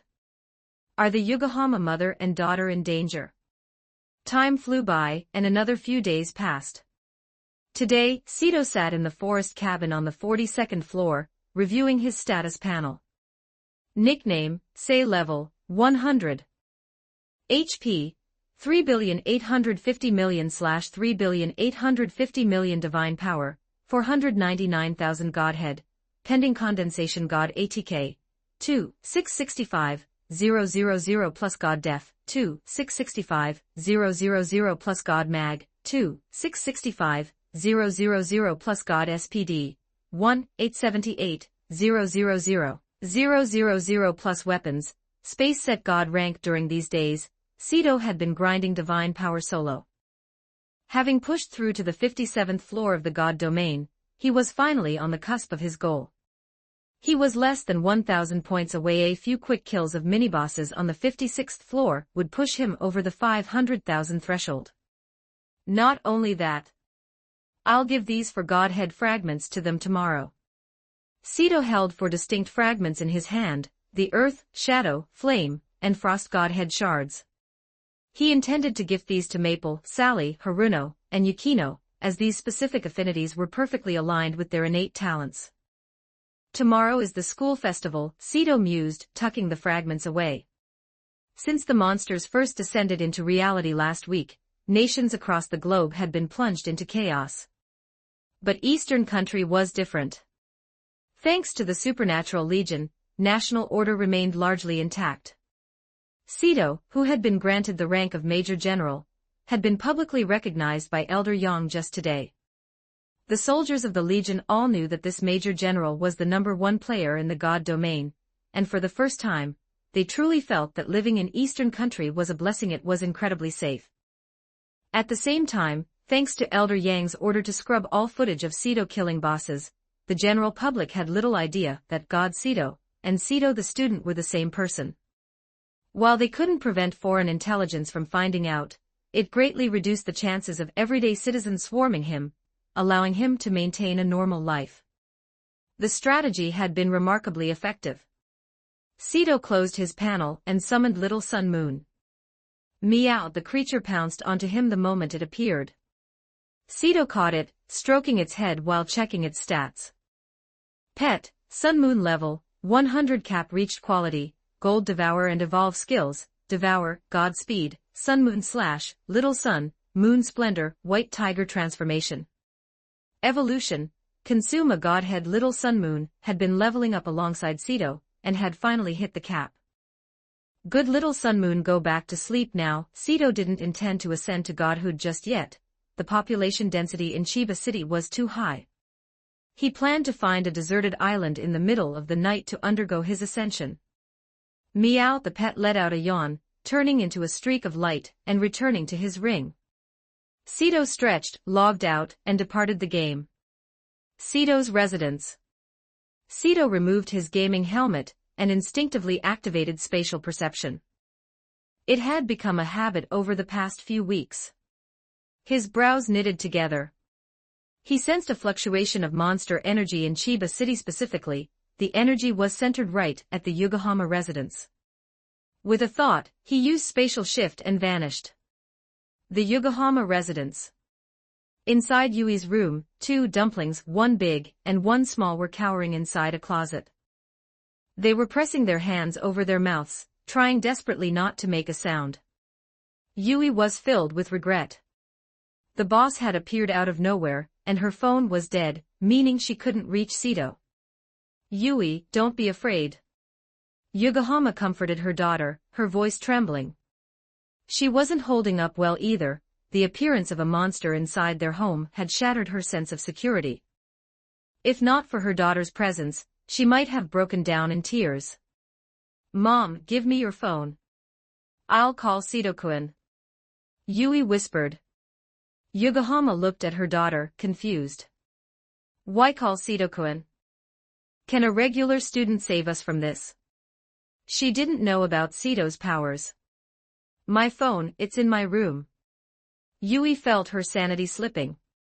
Just then, the bedroom door was ripped to shreds by the boss. It was a hideous, savage creature with 2 blades for arms, a massive, singular eye dominating its upper face, and a lower jaw bristling with razor-sharp, dripping fangs.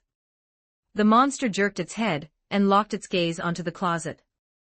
The big and small dumplings shrieked in terror as they saw it through the cracks in the door. The monster emitted a grating, ear-piercing screech and lunged toward the closet. It's over. Yui and her mother clung to each other, tears streaming down their faces. She felt like it was the end for both of them, and it was all her fault. If only her phone had been charged. Just as the monster was about to slam into the closet, a fierce, icy voice exploded through the room. Thank you for reading. Chapter 237, Chapter 237, The Initiative of the Yokohama Mother and Daughter, Beginning the Condensation of the Godhead. Chapter 237, The Initiative of the Yokohama Mother and Daughter, Beginning the Condensation of the Godhead. A series of sharp, visceral sounds echoed in the room, leaving the mother and daughter stunned. They carefully opened the closet door to find Sito standing there, holding his dragon blade, his face cold and sharp as he looked down at the mangled corpse of the monster on the floor. Sito-kun. Seeing him, Yui Yokohama finally broke down. She lunged forward, burying herself in his chest and sobbing uncontrollably. It's all right now, Sito held her gently, stroking her small head. To her, this was a life-shattering nightmare. It was only natural for her to be shaken. Yokohama wiped the tears from her eyes. Only moments ago, she had believed they were both going to die. She had been bracing herself to rush out and buy Yui a few seconds of time. After all, her daughter was still so young. She couldn't let her child be buried with her. She hadn't expected Sito to appear out of thin air. Looking at his current gear, she instantly recognized him as God Sito, the #1 player in God Domain. She wasn't an ignorant woman. She knew the game well. She was a player herself, albeit a farming specialist. Sito, thank you. She looked at him with profound gratitude, her gaze softening.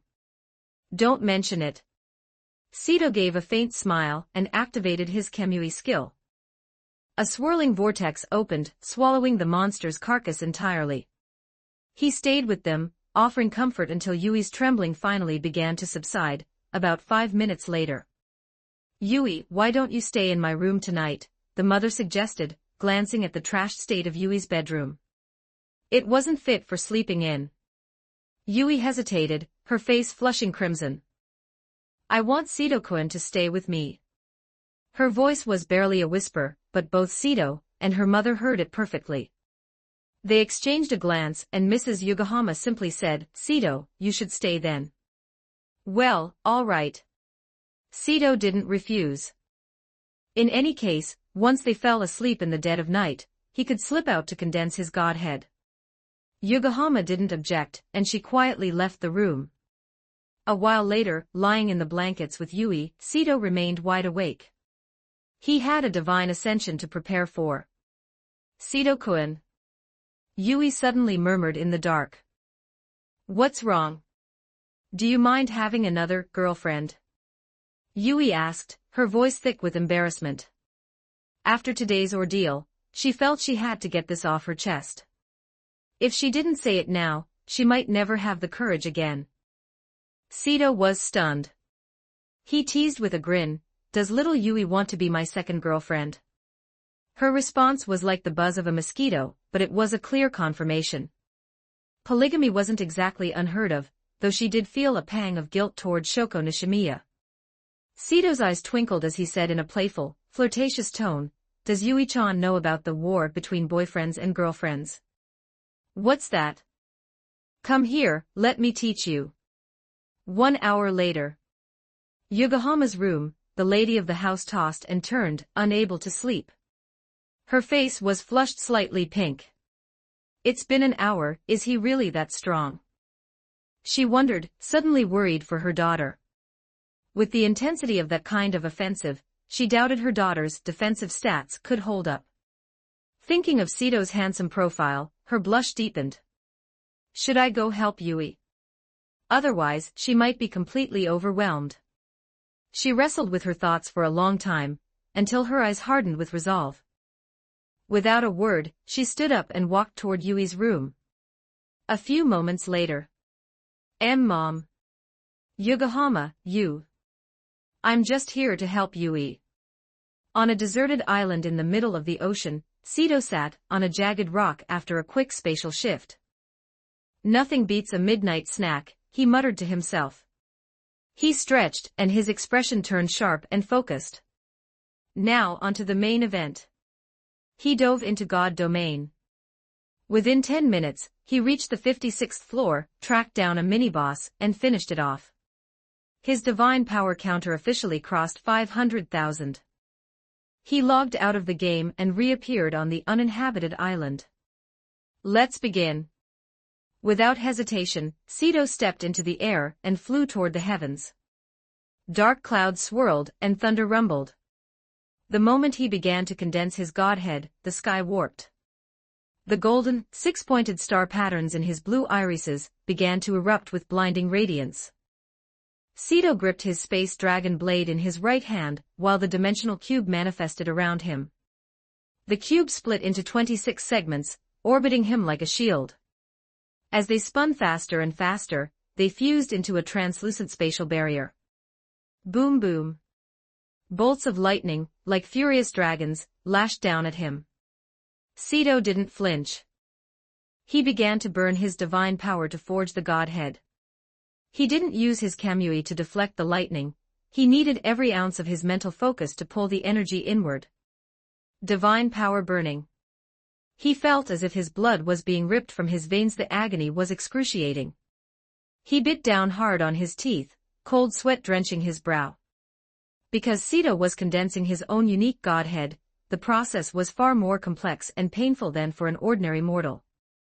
To become a god, one had to shed their mortal flesh and bone, replacing them with divine blood, divine skin, and divine bone. Gods are omnipotent. Those who do not ascend are but ants. Gods are unspeakable, unseen, and unheard. Gods transcend all, possessing true authority. Sito's mortal blood was drained away. And in the next second, he felt a golden spark ignite deep within his very core. Thank you for reading. Chapter 238, Chapter 238, Achieving Godhood. At this moment, I am the god of space. 1051 words. Chapter 238, Achieving Godhood. At this moment, I am the god of space. Splish splash. Golden, shimmering blood, overflowing with a holy aura, surged wildly through Sito's veins. With a rhythmic, thunderous pulse, it completely replaced his old blood. His previously shriveled, skeletal frame began to swell and fill out with renewed vitality. However, before Sito could even react, every bone in his body shattered. Under the violent impact of the surging divine blood, his flesh and muscles were subjected to a process of extreme, agonizing refinement. Cedo vomited a mouthful of golden blood, tainted with a sacred resonance. He felt a heart-wrenching, searing pain radiating from every fiber of his being. Under the unrelenting pressure of the divine blood, his bones and flesh were purged of impurities, layer by layer. The black, foul-smelling impurities didn't cling to his body or his space suit. Instead, obeying the laws of gravity, they plummeted toward the ground below. Once the last of the impurities were expelled, a wave of holy energy radiated from his blood, beginning to scour his bones and skin. Under this constant purification, his bones knitted back together, and his skin began to emanate an indescribable, sacred presence. About 5 minutes later, his divine flesh and divine bones were fully forged. An aura, reminiscent of a primordial, terrifying beast, erupted from Cedo's body, radiating in every direction. The sea, previously churning from the lightning strikes, was pushed back by his mere presence, forming rings of water that surged outward for miles. Schools of fish scattered in a desperate flight. Cedo kept his eyes tightly shut, concentrating every ounce of his spirit. He could feel his four-dimensional stat values flowing into his consciousness, converging rapidly. His physical strength seemed to wane, but he didn't care. In the depths of his mind, a nebula of violet light blossomed. In the very center of the nebula, a purple crystal flickered in, and out of existence the godhead he was forging. As his physical strength faded, the godhead began to solidify. 10 minutes later, a crystalline, purple godhead, pulsing with a noble and holy resonance, stabilized in his mind. At this moment, the godhead was complete. Disperse. Cedo's eyes snapped open as he uttered the command in a low, resonant voice. The divine sound wave rippled outward, instantly scattering the storm clouds and thunder in the sky. Driven by the newly formed godhead, the power within him surged back with explosive force. His blood roared like a torrential river. His divinity bloomed. Congratulations, players say. You have become the first god on the planet. Congratulations on achieving the rank of God of Space. You have obtained the authority of space. Your interface has been updated. Because you are the first god of this world, you have obtained the power of omniscience and omnipotence. Congratulations on obtaining the authority of the planet. Because you are the first god of this world, you may open your own divine kingdom while still at the god level, becoming the main god of a pantheon. The system's prompt echoed in his ears, leaving Cedo stunned. I didn't expect the god domain game to have such a profound impact on reality. He was shocked. Had he not condensed his godhead in the physical world, he might never have discovered this link. He didn't dwell on it, though. It was outside his control. Has the panel updated, too? Cedo checked his new status. Divine name, God of Space. Level, Peak God level Godhead, Space Godhead Talent, Spatial Mastery Divine Power needed for advancement, 0/10, 000 Skills, Speed Space Exclusive, Spatial Shift Exclusive, Spatial Void Step Exclusive, Space Dragon Roar Exclusive, Space Dragon Breath Exclusive, Dimensional Slash Exclusive, Kamui Space Exclusive, Space Storm Exclusive, Gale's Protection Exclusive, Spatial Perception Exclusive, Life Heal. Weapon, Space Set God Rank.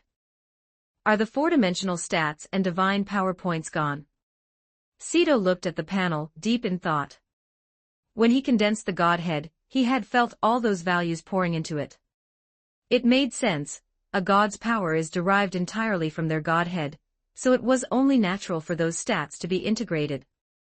The level, however, was interesting. It wasn't the standard calculation of traditional games, it was more like a cultivation realm.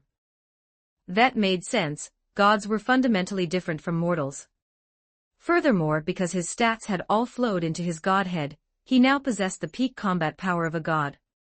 He felt like he could shatter Blue Star with a single punch. This was solid, planet-busting combat strength. Cedo noticed a handbook icon next to his panel, and tapped it curiously. Divine Realm Classification. Ascending Order, God Level, God King Level, Main God Level, Genesis Level. Each realm is divided into early, middle, late, and peak stages. God level, planet-busting power. By utilizing divine might, one can shatter planets. God King level, stellar system power. With a wave of divine might, one can extinguish a solar system. Main God level, star region power. Omniscient and omnipotent. Ignite divine fire, open a divine kingdom, and rule as the head of a pantheon. One's might can shatter a star region. Genesis level, transcend the universe, time, space, and fate. With a single thought, create or destroy worlds. The destruction of a universe rests in a single flick of the wrist. So these are the ranks beyond the God level. Cedo mused, stroking his chin. If he remembered correctly, the system said he had already obtained omniscience and omnipotence, and the special ability to open a divine kingdom while still at the God level. Those were main God level abilities. Cedo felt a surge of excitement. He closed his eyes and began to circulate his energy. With the power of omniscience and omnipotence coursing through him, he could feel his brain's processing speed reaching trillions of times that of a normal human. Moments later, he opened his eyes. Opening a divine kingdom now seems pointless.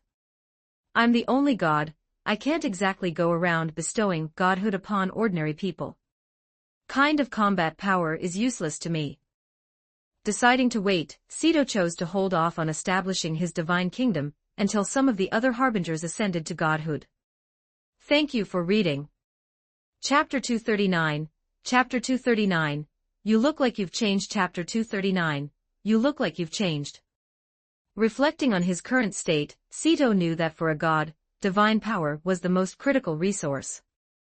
Once a being reaches the god level, they can acquire divine power through meditation, or by slaying powerful monsters. However, the gains from standard cultivation were painfully slow. Fortunately, Cedo had the benefit of his space set, so his rate of progression would undoubtedly remain superior. But still, Cedo muttered to himself, the amount of divine power required to reach the God King level is astronomical. 10 million points were needed for the next breakthrough. He began to formulate a plan. The 51st to 60th floors of the God domain are definitely filled with pseudo-God level bosses. By that logic, the 61st to 70th floors likely house entities with God level combat power. Cedo reasoned that he could afford to be reckless on floors 51 through 70 given his current strength. However, beyond the 70th floor, things would change. He might encounter genuine God King level powerhouses there. Furthermore, the gods within the God domain game likely had backers or hidden trump cards he knew nothing about. I can lay low in the lower 60 floors for a while, and use that time to help Maple and the others ascend, Cedo decided. There was no shame in caution, and there was no shame in recklessness. The only shame was in dying from either. He would play it safe for the time being. Cedo opened the interface for his space set to check the requirements for upgrading gear beyond artifact grade. Set upgrade condition, 50 divine runes. Single item upgrade condition, 10 divine runes. These conditions had unlocked when he hit level 100, though he hadn't known what a divine rune was at the time. Now that he had ascended, he understood perfectly. Divine runes were special patterns inscribed by gods using the essence of the universe. Engraving them onto gear increased their power, and upon reaching a certain quantity, they would elevate the item's quality. It was incredibly practical. Suppressing his divine aura, Cedo used spatial shift to depart the island. Cedo's bedroom. Back home, Cedo sat on his bed. He had to be careful now. The slightest leak of his divine aura would cause ordinary mortals to explode. Those like Kirukuru Amu and Kanade Tachibana, who had already begun their paths to godhood, would be fine, but those without supernatural manifestations would be unable to withstand even a fraction of his presence. School festival starts tomorrow. Thinking of the upcoming event, Cedo lay down to sleep. Even though he no longer required rest as a god, the habit was deeply ingrained, and he found comfort in it. The next morning, 6 a.m. Cedo woke up first and headed to the kitchen. Having become a god, he could now control his biological clock with total precision, waking or sleeping whenever he chose. It was a pleasant feeling. Half an hour later, Kirukuru Amu and Kanade Tachibana emerged from their rooms. "You're finally finished with your seclusion," Amu said, walking over to the kitchen. "Yeah," Sito nodded. "Finished late last night." The two girls looked him up and down. "I don't know how to describe it," Amu mused, "but you give off a divine, holy aura, and you feel remarkably warm." Sito had changed. Every movement he made now seemed imbued with a sacred, sanctified grace. It wasn't a feeling she disliked, in fact, she found herself drawn to it. While a god's aura could kill a mortal, the presence of a god itself felt incredibly comforting to those close to them. Kanade leaned in and hugged Sito, breathing in deeply. Her reliance on him had only deepened. "It's not that big a deal," Sito smiled. "You two head to the living room, breakfast will be ready soon." "Let's just buy something at school for lunch," they suggested before leaving the kitchen. A while later, Sito brought the food to the table, and the three of them ate together. "Do you feel anything special after becoming a god?" Amu asked. Sito rested his chin in his hand. "My interface has completely changed. I am now the only god of space in this world. Not only did I gain the authority of space, but I also obtained the authority of Blue Star itself. Simply put, I can decide the life or death of this entire planet with a single thought." Amu and Kanade exchanged looks. "I've heard that gods are unspeakable and unseen by mortals," Kanade asked, her expression as stoic as ever. "Is that true?" Sito nodded. "If he released his aura, ordinary people would likely be unable to perceive him at all. To them, he would feel like an abstract, gentle, and holy presence manifesting in the world. They wouldn't remember his face, and even if they caught a glimpse, the memory would fade in the next second." Looking at the two girls, Sito had a thought. He made a small incision on his own skin. A drop of brilliant, holy golden blood welled up. The blood radiated a sacred pressure. If a mortal were to see it, let alone touch it, they would perish instantly. Fortunately, the two girls before him were on the path to godhood, so they were unaffected. They stared, dumbfounded. "Golden blood. Is this a unique trait of gods?" Amu asked, peering at him. Had Sito truly shed his humanity? "Yes, this is divine blood," Sito replied. "Do either of you want to try drinking it? Divine blood could heal all things, but it could also destroy everything." Sito was curious to see if his blood could boost their divine power values. After all, it wasn't his life essence, so it shouldn't be harmful. "I'll give it a try," Amu volunteered. Thank you for reading. Chapter 240, Chapter 240, Can Divine Blood Increase Someone Else's Divine Power? Chapter 240, Can Divine Blood Increase Someone Else's Divine Power? Hearing her agreement, Sito flicked his finger, sending the drop of golden blood into Kirukuru Amu's mouth. She didn't hesitate, swallowing it instantly. She felt the droplet dissolve within her, a warm current of energy flowing through her limbs. A moment later, she checked her system interface and froze. 5,000 divine power points. Amu looked stunned. Sito and Kanade Tachibana were equally surprised. Why did this single drop of divine blood grant so much? Sito rested his chin in his hand, thinking. His own divine power value was currently 0, but that was just a panel statistic. He was already beyond the standard progression system. The key was his godhead, the very entity that had absorbed his four-dimensional stats and divine power to come into existence. Now that he was a god, everything connected to him, be it a strand of hair or a drop of blood, was imbued with divine power through the influence of his godhead. That was why Amu had experienced such a significant increase. Player Empress has absorbed your divine blood and has become a subordinate god of the god of space. Sito. The sudden system notification caught him off guard. How did she become a subordinate god? He instinctively looked at Amu, only to see her staring back with the exact same confused expression. Sito, I've become your subordinate god, Amu said, pointing to the prompt that had just popped up on her screen. Let me check the info on subordinate gods. Sito opened the manual next to his personal interface. Flipping past the ranks, he turned to the second page. Every main god of a pantheon may invite other gods to become their subordinates. These beings are known as subordinate gods. A subordinate god is a subordinate to the main god. Their level cannot exceed the main god's, but they can draw upon the main god's divine power to improve themselves rapidly. Sito realized the implication immediately. Becoming a subordinate god didn't seem like a bad thing for Amu at all. For her to ascend to godhood on her own would take a very long time, but with Sito using spatial stripping to rapidly accumulate divine power, Amu would benefit from his growth as well. He explained this to Amu, who grinned. If that's the case, you can give me 9 more drops of divine blood, and I can ascend to god level right now. That makes sense. Sito nodded. If Amu ascended, he would be able to open his divine kingdom. Sito-kun. Kanade suddenly chimed in. I want to be your subordinate god too.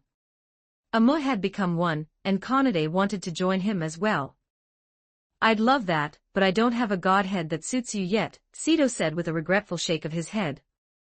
Godheads had to match a person's personality or talent.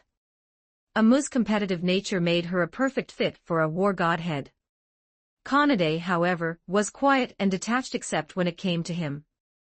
He needed something that matched her essence. He had 2 ideas, a life godhead or a sound godhead. He leaned toward the latter. Kanade had played the piano since she was a child, and a sound godhead would be perfect for her. Unfortunately, he didn't possess one yet. Kanade's voice dropped, sounding a bit dejected, though she understood the logic. Sito turned back to Amu. Amu, what level are you at? Level 94. Sito mused. Upon ascension, a person's 4-dimensional stats merged into their godhead, representing the limit of their power. He couldn't let Amu ascend now, she needed to reach the level cap of 100 first. After ascending, your stats will merge into your godhead. I'll take you out to grind tonight. If everything goes to plan, you'll be a god within 2 days. Amu agreed. After breakfast, Sito cleaned the dishes with a wave of his hand, and used spatial shift to transport the 3 of them. Sobu High School. Because today was the school festival, the students had arrived early. In Class 1D, students were busy preparing, surrounded by props for their haunted house. Kaguya Shinomiya sat at her desk, staring out the window, lost in thought. Ever since she moved into the building below Sito's, she hadn't seen him for an entire week. Shoko and the others said he was busy grinding bosses. While Kaguya had confirmed this on the game interface, not seeing him in person for so many days left her in a foul mood. A soft, white, radiant light suddenly bloomed in the center of the classroom, drawing every eye in the room. A beautiful young man, radiating a sacred aura and surrounded by a faint, white halo, manifested out of thin air. Seeing the students stare in slack-jawed amazement, Sito smirked. The light wasn't a natural, divine glow, it was just a bit of flashy visual effect work. He offered a faint smile, which felt like a warm spring breeze, bringing a sense of healing to everyone present, a subconscious influence of his newfound divinity. That smile alone caused countless girls to blush. Did you guys miss me? Thank you for reading. Chapter 241, Chapter 241, Welcome to the Sobu High First. Thank you, at Carl Cedric Cordo, for joining the memberships. I'm truly grateful. Chapter 241, Welcome to the Sobu High First Year District. Sito-kun. Sito-kun. Maple, Sally, Shoko Nishimiya, and Yui Yokohama broke into wide smiles the moment they caught sight of him. Even though the others besides Yui were in his Harbinger Guild, and knew he'd been grinding divine power, they hadn't seen him in days. Sito had basically been living in the boss labyrinths, only emerging to eat or sleep. Dispelling the visual effects, Sito touched down and immediately reached out to ruffle Maple's hair. That's the spot, he thought to himself. The legendary head of the ultimate, Yufo-chan, lucky player herself.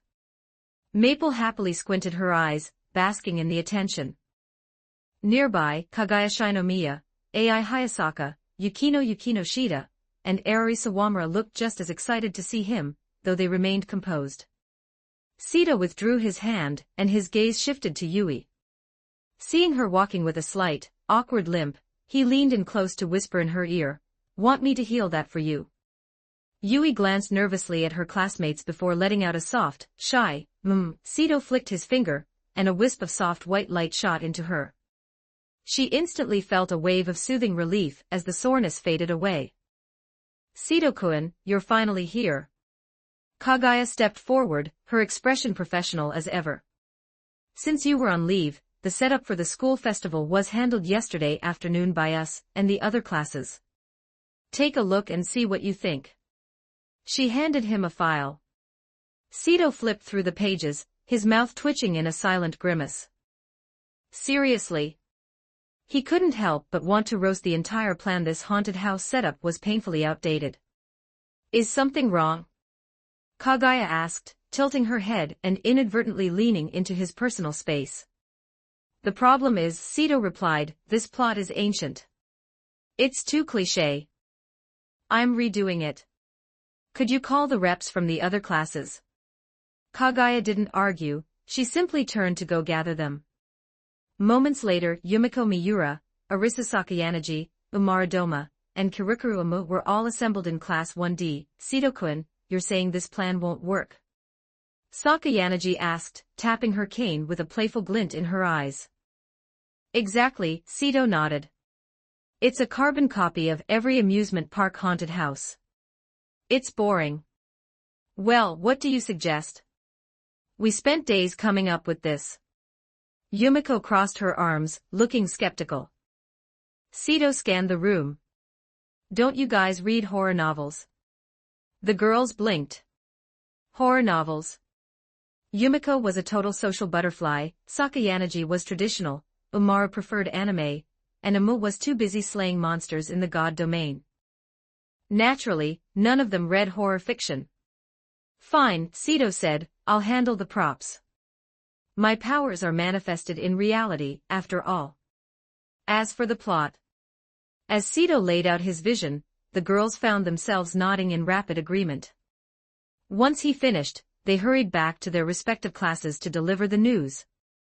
Sito then used his Kamui space to manifest several barrels of monster blood, using his divine power to mask the pungent, making raw/bloody odor. "Sito-kun, why are you bringing so much tomato sauce?" Maple asked, curious. A crowd gathered. Kirito, the black swordsman, feeling confident, dipped a finger into the liquid and tasted it. He immediately spat it out and dropped to his knees, staring at Sito in sheer horror. "This is real blood." The entire class scrambled back in a panic. "Sito-kun, where did you get this?" Sally asked, looking completely bewildered. "Nobody just carries around buckets of blood. It's monster blood," Sito explained calmly. "I processed the remains of the monsters I killed in the real world inside my Kamui space, so I had a bit of a surplus." Everyone nodded, seemingly relieved. "But then, you degenerate." Yuraha Kasumigakaka couldn't help but blurt out. "Don't tell me you're planning on splashing our classroom with blood." If he did that, cleaning up after the festival would be a nightmare. The other students shared her sentiment and stared at Sito, waiting for his response. "Of course not," Sito retorted. Everyone let out a collective sigh of relief until they heard what he said next, and their jaws hit the floor. "Not just the classroom," Sito declared firmly. "We're all going to be drenched in blood, too." He was absolutely serious. It was the only way to get the right atmosphere. Seeing their horrified expressions, Sito smiled. "Don't worry. When the festival ends, I'll use my divine power to clean your clothes, and I'll take care of the school's janitorial work too." Yukinoshida's face went cold. "I am not getting covered in this foul-smelling gore. Flatty, don't underestimate me." Sito's smirk deepened. He plunged his hands into the barrel and instantly used spatial shift to appear right in front of Yukino, smearing his blood-stained hands all over her. He accidentally brushed her chest, not exactly flat, but not exactly big either. Yukinoshita flushed a deep, humiliated red, glaring at him with murderous intent. What did this guy just do? How dare he? What are you doing? Nobody's escaping today, Sito laughed wickedly. He grabbed a towel soaked in blood and began whipping it wildly through the air. Instant chaos. In seconds, the entire classroom was a disaster zone. 5 minutes later, the girls were looking at Sito as if they wanted to commit first-degree murder. The guys, on the other hand, didn't seem to mind. Kirito wiped some blood from his face, a wild, maniacal grin spreading across his lips. Sito-san, Kirito said, looking around, it seems none of the other classes are covered in blood yet. Sito got the message instantly. So Sito grinned, which class should we hit first? Thank you for reading. Chapter 242, Chapter 242, Chiba City Official, Why Does This Smell Like Blood? 1039 words. Chapter 242, Chiba City Official, Why Does This Smell Like Blood? It's obviously Class 1E. Kirito declared without a second thought. He was practically itching to toss Iori Kitahara and Kohei Kotegawa into a barrel of tomato sauce and let them soak. Exactly what I was thinking. Sito gave Kirito an approving nod. The guy was the Class 1D resident prankster. He just got it. The two shared a grin before sprinting out of the classroom. A few moments later, in the neighboring room, Holy sh*T. What are you two doing? Sito, I'm not into dudes. The roar of Iori Kitahara and Kohei Kotegawa echoed through the walls. A few seconds later, Sito dragged the two of them into the hallway, one in each hand, while Kirito trailed behind with a manic, menacing cackle. It's been a week, brothers. Time to taste some of my homemade ketchup. Sito dropped them and flicked his wrist, momentarily masking the scent of blood so they wouldn't notice before it was too late. The two boys rubbed their necks, eyeing Sito with suspicion. They exchanged a look, both clearly baffled. Does tasting ketchup really require a chokehold? Plus, there was something undeniably weird about Kirito's demeanor just now. But after a tentative sniff, they couldn't detect any foul odor, so they let their guard down. Sito, you startled me with that sudden entrance, Iori said with a nervous laugh. So this is the ketchup. It looks a bit dark. Is it even edible? Kohei asked, peering into the two barrels of monster blood. Try it and find out. Sito pulled out 2 boxes of fries. The duo took them, exchanged a look, and leaned toward the barrels. Sito's eyes glinted with mischief. He didn't hesitate, lunging forward and slamming both their heads straight into the liquid. Their faces were buried deep in the barrels. Seeing the carnage, Kirito erupted into uproarious laughter. You absolute idiots. You actually tried to eat the ketchup. How is it? Delicious? Sito shot Kirito a bewildered look. They're literally drowning in monster blood and you're still mocking them. You're asking for a beating. With that thought, Sito activated spatial shift and vanished before the retaliation could begin. Back at the barrels, Iori and Kohei surfaced, spitting and gagging. Their mouths were filled with the metallic, raw taste of monster gore, and they collapsed, retching uncontrollably. Once they recovered enough to hear Kirito's relentless, grating laughter, their fury boiled over.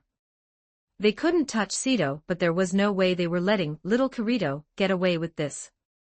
Kohei's hands shifted into a claw-like grip. Dragon Claw. Kirito felt like his very soul was being tested. Iori vaulted over and flanked him. Kazu style, 1,000 years of pain. A scream that could shatter the heavens echoed across Sobuhai. By now, thanks to the combined efforts of Iori and Kohei acting out of spite, every student in the first-year wing was thoroughly drenched in blood. Not just the students, the hallways and classrooms were completely stained as well. Meanwhile, at the main entrance, Sobuhai School opened its gates, and a flood of visitor students from other schools and members of the public poured in to visit the festival. Chairwoman Minami stood by with her department heads, waiting for the city officials.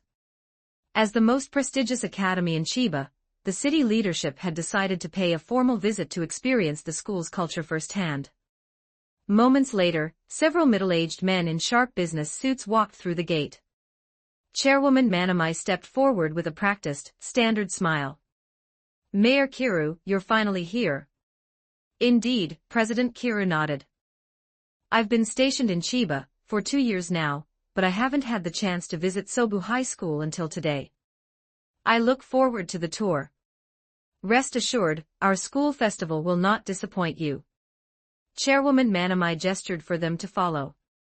As they walked, Chairwoman Manamai regaled them with tales of Sobu High School academic excellence and the various honors they had achieved over the years. Mayor Kiru nodded along. Since he was a notorious foodie, he spent the first half of the tour stopping at every snack stall in the second and third-year areas. Looking around, Mayor Kiru suddenly looked at Chairwoman Manamai with a puzzled expression. Where are the first-year students? He had spent the whole morning listening to introductions about the students running the stalls, but they had all been second or third years. He hadn't seen a single first-year student. The entire grade decided to collaborate on a single haunted house project, Chairwoman Manamai explained. A haunted house. Interesting, Mayor Kira's eyes lit up. A whole grade level working together. The scale must be massive. Where is it? Chairwoman Manamai froze. She looked around, confused. She hadn't seen any sign of the first-year haunted house at the location she had been told about yesterday. The Grade 1 director, sensing the awkwardness, quickly pulled out his phone and called the Class 1A head teacher. Where is the first-year haunted house? It's on the 3rd floor of the main building. Why the sudden change? The leadership is here to visit it, we're bringing them up now. Director, are you sure you want to come?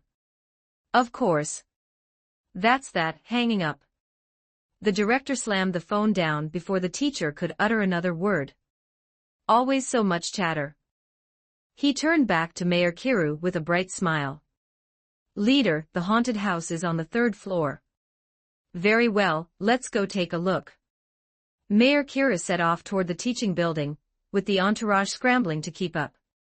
5 minutes later, as they stepped into the 2nd floor stairwell, Mayor Kiru suddenly frowned. Why is there a smell of blood? He was baffled.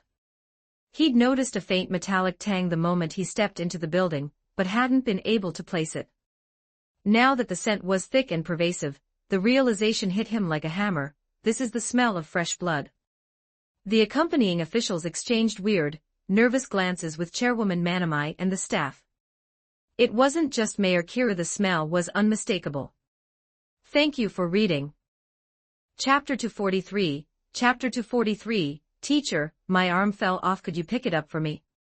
1038 words. Chapter 243, Teacher, my arm fell off, could you pick it up for me? Chairwoman Manamai's mouth twitched. As someone who had manifested her supernatural ability, her senses were heightened compared to the others around her. She had picked up the scent the moment they stepped into the teaching building. Meanwhile, on the 3rd floor, Sito and Iori Kitahara were observing the group from the shadows. Sito, isn't that the mayor of Chiba City? Shouldn't we stop him from coming up? Iori whispered, worried.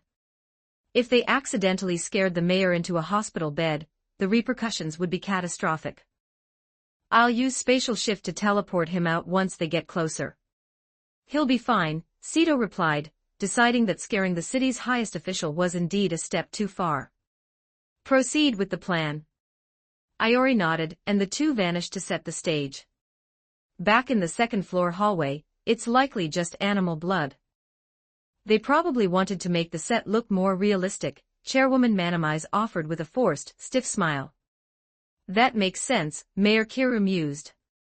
He didn't see anything inherently wrong with that, so he continued walking toward the stairs to the 3rd floor. The group arrived on the 3rd floor, but the moment they stepped into the hallway, they felt an immediate, primal dread. The entire corridor was drenched in scarlet gore. Not only that, the walls of the Sobu High 3rd floor were covered in deep, savage claw marks. What was worse, the blood was pooled within those gouges, and unlike the fresh splashes on the floor, this blood had dried, caked onto the walls. The hallway lights flickered with a dim, sickly yellow hue, creating an atmosphere that was overwhelmingly eerie. Damp walls, flickering, dying lights. Mayor Kiru and the rest of the officials stood paralyzed, stunned into silence. Is this really just a school haunted house setup? Mayor Kiru crouched down, dipping his finger into a patch of the viscous fluid. After a moment, he straightened his back, his expression turning grave. Chairwoman Minami, are you sure this is animal blood? Chairwoman Manamize was completely baffled. What do you mean? It's not animal blood. Mayor Kiru was a veteran of the battlefield. He knew the distinct, metallic, and pungent signature of human blood better than anyone. One sniff was all it took to confirm his suspicions. This was absolutely, unequivocally not animal blood. The school bell rang out, but it wasn't the usual crisp, cheery tone. It was muffled, discordant, and sounded hauntingly wrong. Suddenly, footsteps thundered down from the fourth floor. A group of students with vacant, expressionless faces marched down the stairs and filed into their classrooms. The scene was so profoundly unsettling that it left the officials breathless. Where did Mayor Kiru go? An official asked, confused. And the chairwoman? She's gone too. The third-year director added, equally panicked. In the blink of an eye, two of their group had simply vanished. On the fourth floor, Sito stood before Mayor Kiru and Chairwoman Manamize. He had pulled them out of the crowd while the hallway was chaotic. Sito didn't waste time. He handed his identification documents to the mayor. Mayor Kiru took them, his eyes widening. You're General Mu of the Supernatural Legion. He knew well enough about the secret organization established by the government. Yes, Mayor Kiru, Sito nodded. The blood you smelled earlier was from monsters. I see, the mayor breathed a sigh of relief. The monsters were humanoid, so their blood-possessing human-like sense made perfect sense. Mayor, Chairwoman, I'm planning to use my supernatural powers to put on a real show for the students. It wouldn't be appropriate for you to be down on the third floor while I do, so perhaps you should wait here, Sito said. Mayor Kiru. Supernatural powers to scare people. And he's worried about us being there. He twitched, suppressing the urge to scream. He just teleported us to the fourth floor out of nowhere, and now he wants to use reality warping powers for a haunted house. Are you sure this won't end in a national disaster? Chairwoman Manamize shot Sito a look that clearly meant, keep it under control. Sito flashed a don't worry look back, while inwardly, he was already brainstorming how to absolutely traumatize everyone downstairs. Sito vanished. Back on the third floor, the group of 5 officials huddled together. Despite their numbers, seeing the students sitting in the classrooms, dead-eyed and motionless, staring at the blackboard, made them feel inexplicably vulnerable. A student wearing a clown mask, Iori Kitahara, emerged from the gloom. The official's eyes darted to him. Welcome to Ghost Martial High. Let's begin with the teacher assignments, Iori said, scanning them coldly. From left to right, you are the head teachers for classes A, B, C, D, and E. Please enter your classrooms and begin the lesson. A heavy, metallic sound echoed in the hallway. The officials whipped around, only to see that the stairways to the fourth and second floors had been sealed off by heavy iron gates. A chill of genuine terror spiked in their hearts. We didn't see those gates when we came up here, did we? Iori didn't give them time to think. He turned and walked away. What do we do? The female official asked, trembling. Nothing to worry about, the male official said with a dismissive wave, though his voice wavered. It's just a student-run haunted house. Don't panic, the first-year director added, trying to sound confident. I know these students well. It's harmless. We'll just do as the student said and go teach the classes. The others nodded, clinging to that thin shred of logic, and split off toward their respective classrooms. In Class 1D, the first-year director stepped inside. Every single student in the class turned their heads in perfect unison to stare at him. The director didn't flinch. Their skin was deathly pale and covered in gore, but he knew these kids.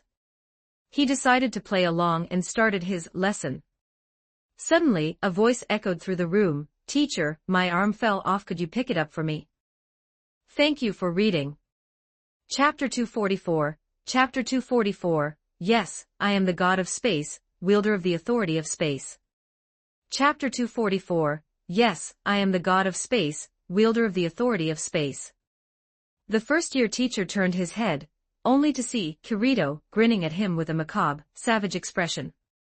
He glanced down at where Kirito's right arm should have been. It was completely gone. Nothing but empty space. The director gulped, his throat dry. He looked down at the floor, where a blood-soaked, severed arm lay, twitching rhythmically in the pool of gore. Cold sweat instantly drenched his back. The director gasped, his breath hitching. What is happening? His lips trembled, his mind unable to process the sheer horror of the scene. A round object rolled across the floor and bumped against the director's foot. A chill shivered down his spine, as if he'd been plunged into a frozen abyss. He didn't know what was resting against his shoe, but he knew, with terrifying certainty, that it wasn't anything he wanted to see. Teacher, could you please pick up my head for me? The director's eyes bulged. Mechanically, as if forced by a puppet master, he twisted his neck to look down at his feet. A severed, blood-streaked head was resting right against his shoe. As he looked, the eyes on the head darted sideways and locked eyes with him. Ah! The teacher's eyes rolled back into his head, and he collapsed, frothing at the mouth as he slipped into unconsciousness. The members of Class 1D stood in stunned silence. As they watched, the severed head and arm simply vanished, as if the entire nightmare had been nothing but a collective hallucination. Kirito stood up, clutching his side, and strolled over to the fallen director. This guy's got no guts. We're barely getting started, aren't we? He muttered with a hint of disdain. The rest of the students slowly snapped out of their shock and gathered around. Hachimen-kun, Kirito-kun, could you two carry him outside? Kagaya Shinomiya requested. Neither Hachiman nor Kirito had any objections. They hoisted the unconscious director up and hauled him out of the classroom. That illusion was top tier, but wait, does Sito-kun even have illusion skills? Arari Sawamura asked, looking confused. She'd never seen him use any such ability before.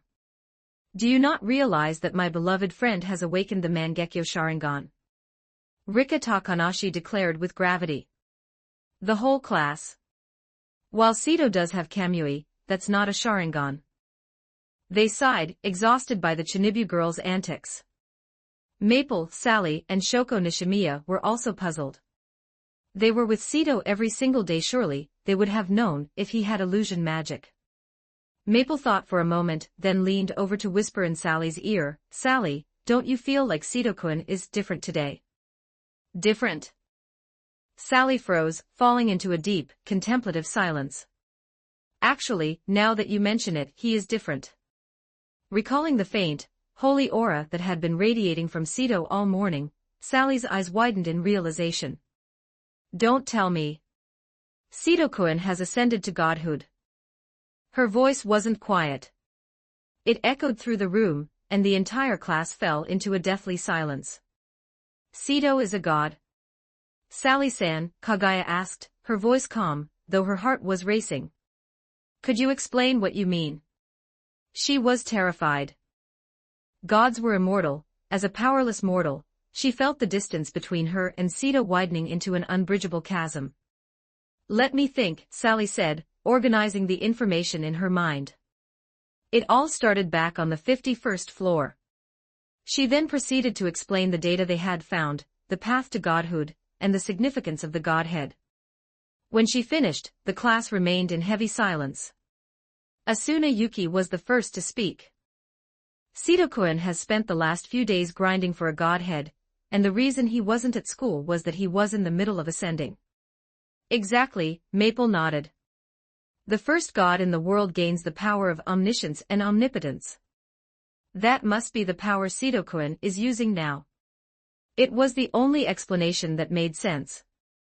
Without that level of power, Sito wouldn't have been able to pull off such a convincing illusion. By the way, Yurahaka Sumigakaka asked out of the blue, do you, Yukino Shida-san, and Nishimiya-san possess godhead fragments? She was incredibly envious of Maple and Sally. They had manifested their abilities in the real world and had already begun their journey toward godhood. In fact, everyone in the class felt the same way. No, Maple shook her head, then added, but a Musen in the class next door has one. What kind of godhead? And how does she plan to ascend? Arari asked, brimming with curiosity. A war godhead. She's planning to ascend via the first method, Sally answered, dropping the secrets without hesitation. They felt comfortable speaking freely because Sito had become a god, and they knew everyone in the room was a trusted classmate. Most of the class looked confused at the mention of a war godhead. They couldn't imagine Kirukuru Amu being suited for such a thing. But Arari and Yukino, who had been in the same middle school as Amu, shivered uncontrollably. That actually suits her perfectly, Arari muttered with a grimace. Hideyoshi raised his hand, asking the question on everyone's mind, is Sito-kun's godhead the space godhead? Since Sito was the master of spatial abilities, it was the first thing that came to mind. Before anyone could respond, Sito's voice echoed throughout the room. Yes, I am the god of space, wielder of the authority of space. He stepped into the room, a faint smile on his face, holding a handful of shimmering divine orbs. One for each of you. Go ahead and manifest your true potential. The sudden, generous act left the entire class completely stunned. Thank you for reading. Chapter 245, Chapter 245, isn't this a huge success? Not a single soul survived. Chapter 245, isn't this a huge success? Not a single soul survived. The girls were utterly stunned. They hadn't expected Sito to pull out so many items for manifesting abilities items that were essentially game-changing treasures. Sito-kun, why are you giving these to us? Kaguya Shinomiya asked, keeping her voice calm despite the frantic beating of her heart. The sudden generosity left her brimming with curiosity. Because all the girls in our class are my wings, of course, Sito replied, as if it were the most obvious fact in the world. The girls didn't quite know how to respond to that. But after a second, they realized that this was exactly the kind of thing Sito would say. Sito grinned. Setting aside his playful tone, he had a clear goal. Every girl in this classroom would eventually join his pantheon. As for the boys, he thought of his bro, Sora. Surely, Sora would be happy to have a whole squad of gamers to play with, Sito mused, feeling quite proud of himself for being such a thoughtful friend. He figured he should probably hand out a few more divine orbs to other classes as well, class 1E, for instance, though not right this second. These things weren't exactly growing on trees. Beside him, the students grabbed the divine orbs and activated them one by one. Whoosh, whoosh. The galaxies within the orbs faded as they were absorbed, leaving behind plain, empty spheres. Everyone opened their eyes, sensing the surging, unprecedented power within their bodies. I've never felt anything like this before, Kaguya said, clenching her fist. Indeed, Hayasaka agreed. If I ran into that monster from before, I could take it down myself. The rest of the class marveled at their newfound strength. Seeing them so delighted, Sito smiled and pulled out 3 godhead fragments.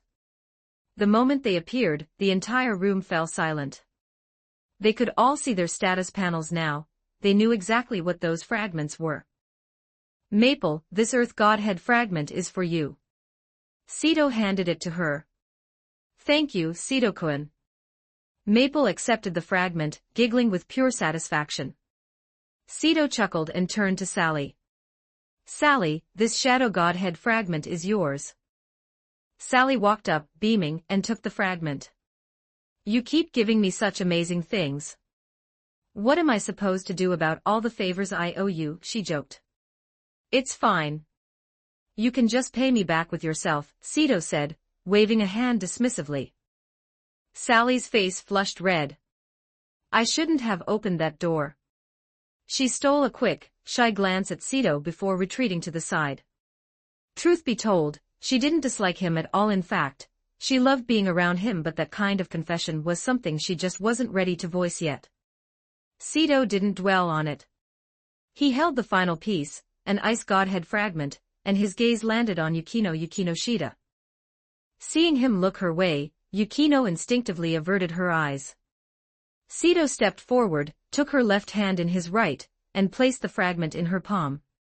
Yukino, this ice godhead fragment is for you. She murmured softly.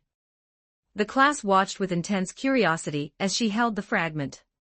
Sito then turned to Shoko Nishimiya. Shoko, I don't have a fragment that fits your affinity yet, so I'll have to hold off for now. He was being honest, the best fits for Shoko would be light or life, neither of which he possessed. It's all right, Shoko said, smiling with her characteristic gentleness. Sito felt his heart melt. He loved girls who were gentle, especially when they were only gentle for him. It was incredibly healing. Maple, Sally, and Yukino began absorbing their fragments. Under the watchful eyes of the class, 10 minutes passed before they slowly opened their eyes.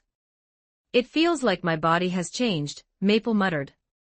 Me too, but I can't quite put my finger on it, Sally added. Sito, do you know what's happening? Yukino asked. I do, actually, Sito smiled. Having ascended, he understood the process clearly. Think of it as the Godhead opening a divine sense within your minds. You just don't have the perspective of a god to recognize the internal shift yet. His eyes flashed with violet light as he scanned them. Just as he had experienced, they had all opened their sea of consciousness. The only difference was that they had a Godhead fragment floating at the center, as their path to godhood differed from his own. The three girls nodded, finally understanding. Right, Sito said, cutting the conversation short. Now back to the haunted house. 5 minutes later, at the base of the main building, a crowd of curious onlookers had gathered. They stared at the 5 unconscious officials lying on the ground, exchanging bewildered looks. Beside them, Mayor Kiru and Chairwoman Minami stood next to Sito, their faces twitching violently. Don't give me those looks. Relax, they're perfectly fine, Sito said. The officials were foaming at the mouth and twitching uncontrollably. If this was fine, they shuddered to think what bad looked like. Forget it. That's enough for today, Mayor Kiru sighed, turning to Kazuko. Chairwoman Minami, Sobuhai is excellent in almost every respect, but the haunted house program was quite sloppy. Sito looked genuinely puzzled. He gestured to the unconscious officials on the ground. Isn't this a huge success? Not a single soul survived. Mayor Kiru. Chairwoman Minami. Onlookers. Thank you for reading. Chapter 246, Chapter 246, Hideyoshi, stop joking, your sister can't be as flat as you, can she? 1042 words. Chapter 246, Hideyoshi, stop joking, your sister can't be as flat as you, can she? That logic actually holds up, doesn't it? The crowd stared at Sito, absolutely dumbfounded. Well, strictly speaking, it was a haunted house, and scaring people senseless was sort of the whole point. Mayor Kiru's eye twitched violently. He stared at Sito, practically vibrating with the urge to punch him into next week. This kid was infuriating. I'm leaving. Mayor Kiru had no intention of sticking around. He figured if he stayed a second longer, his poor heart might just give out. Without another word, he turned on his heel, and beat a hasty retreat. The crowd parted, clearing a path for him as he stormed off. So what do we do? Chairwoman Minami Kazuko asked, casting a nervous glance at Sito. Sito rested his chin in his hand, watching the mayor's retreating back. He shouted, but Mayor Kiru didn't look back. At this point, the mere sound of Sito's voice was enough to make his blood pressure skyrocket. But Sito didn't care about social cues. He shouted out, completely oblivious to the man's fury, Mayor. What about these 2 officials? Mayor Kiru froze. A vein pulsed in his forehead. This kid has no sense of sportsmanship. I'm trying to make a dignified exit here, can you let me finish it? He picked up his pace, practically sprinting away. He trusted Chairwoman Minami to handle the 2 unconscious officials. He just knew he couldn't stay here any longer. Why'd he leave? Sito muttered, scratching his head. Isn't it perfectly reasonable for a haunted house to scare people until they faint? Hey, kid, a passerby asked, is your haunted house really that terrifying? Of course. Sito flashed a brilliant, winning smile. It's a guaranteed return on investment. Look, even the city leadership was scared senseless. Everyone is welcome to come and play. The crowd went into a frenzy. Let's go check out this haunted house. Right, let's go. It must be legit if they fainted. Don't worry, my nerves of steel can handle it.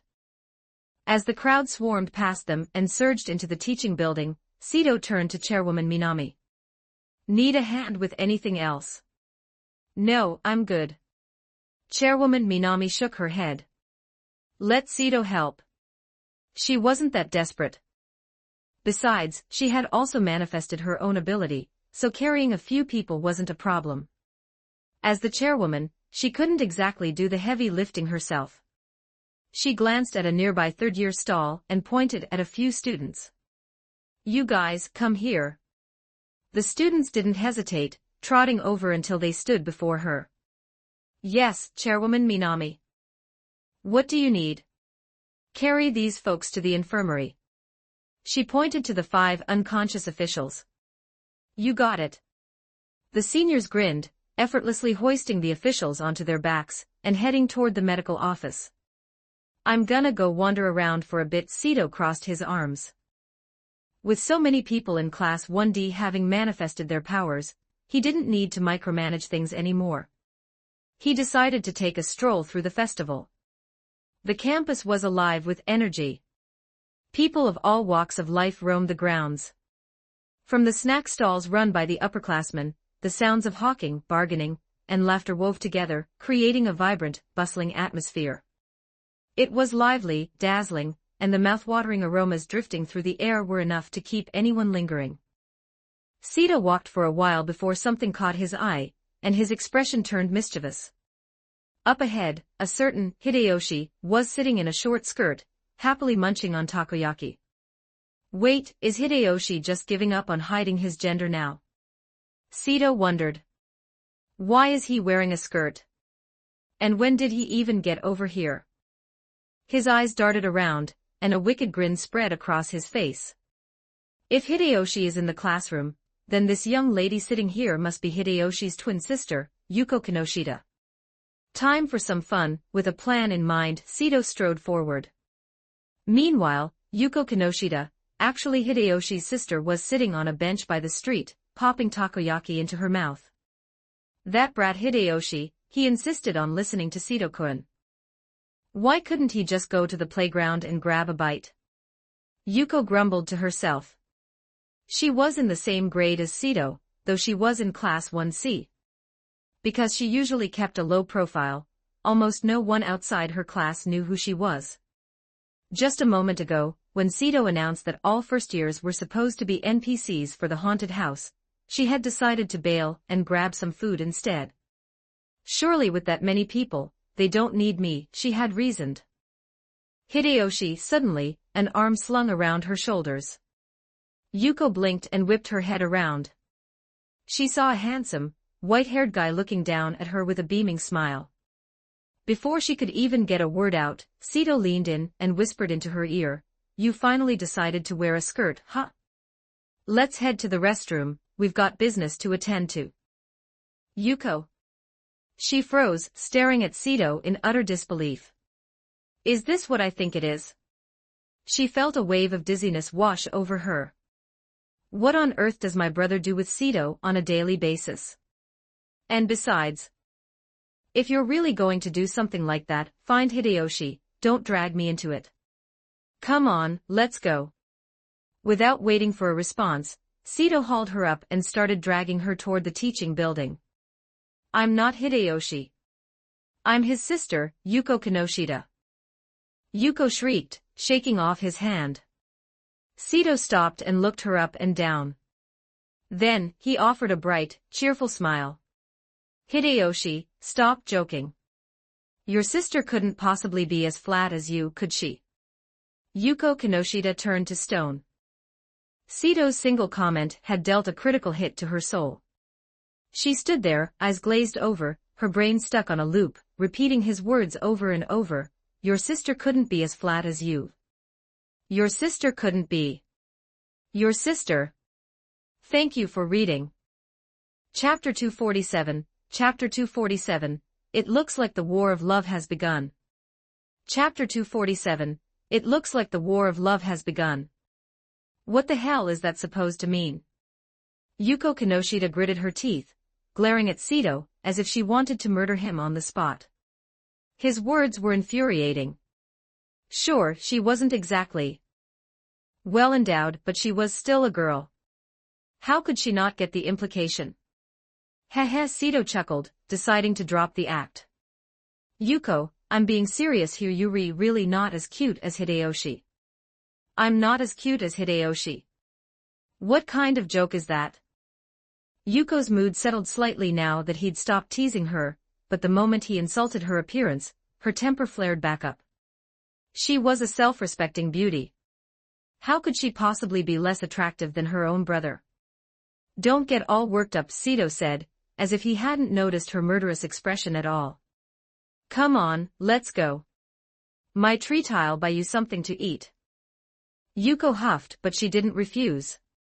She'd consider it an apology for his earlier rudeness. Noon rolled around before they knew it. Sito and Yuko stood outside the school building, watching as one wave of victims after another was carried out. There really are a lot of them, huh? Sito murmured. The playground in front of them was filled with dozens of unconscious people lying on the grass. Looking across the field, there had to be at least 100 of them. Why were they all dumped out here? It was simple, the infirmary had run out of space, so this was the overflow zone. Is the haunted house business really doing that well? Yuko asked, completely bewildered. She hadn't expected the turnout to be this massive. It's not bad, Sito said with a faint smile. These guys are doing us a favor by spreading the word. People are drawn to the challenge. They're all terrified, yet they still want to test their mettle. He checked his watch. It's noon. The rest of the students should be coming down soon. Tap tap tap tap. Just as he spoke, footsteps echoed from behind. The first-year students, still covered in splatters of fake blood, emerged from the building. Kanade spotted Sito and drifted over, expressionless, and claimed his hand in her own. Soon after, Maple, Sally, Shoko, and Yui gathered around him as well. See ya, Yuko-san. Sito waved at her, and the group departed. Nearby, Yukino, Arari, Kagaya, and Hayasaka watched with narrowed eyes. Ever since Sito had returned to class today, Yui Yokohama had been glued to his side. They couldn't shake the feeling that something was going on. It was just too abnormal. The girls fell into deep, suspicious thought, but they couldn't exactly interrogate Yui while she was walking away with Sito. Time passed. After a quick lunch, Sito's group headed back toward the school building. The festival had ended that morning, leaving the afternoon for cleaning up. True to his word, Sito used his powers to scour the entire first-year wing until it was spotless, restored everyone's clothes to their original state, and then led his group out of the school. On the walk home, Maple and Sally peeled off to go their separate ways, but Rika Takanashi, Umaradoma, and Yukino joined Sito's entourage. Sito tilted his head as he noticed Kagaya and Hayasaka tagging along. What are you two doing?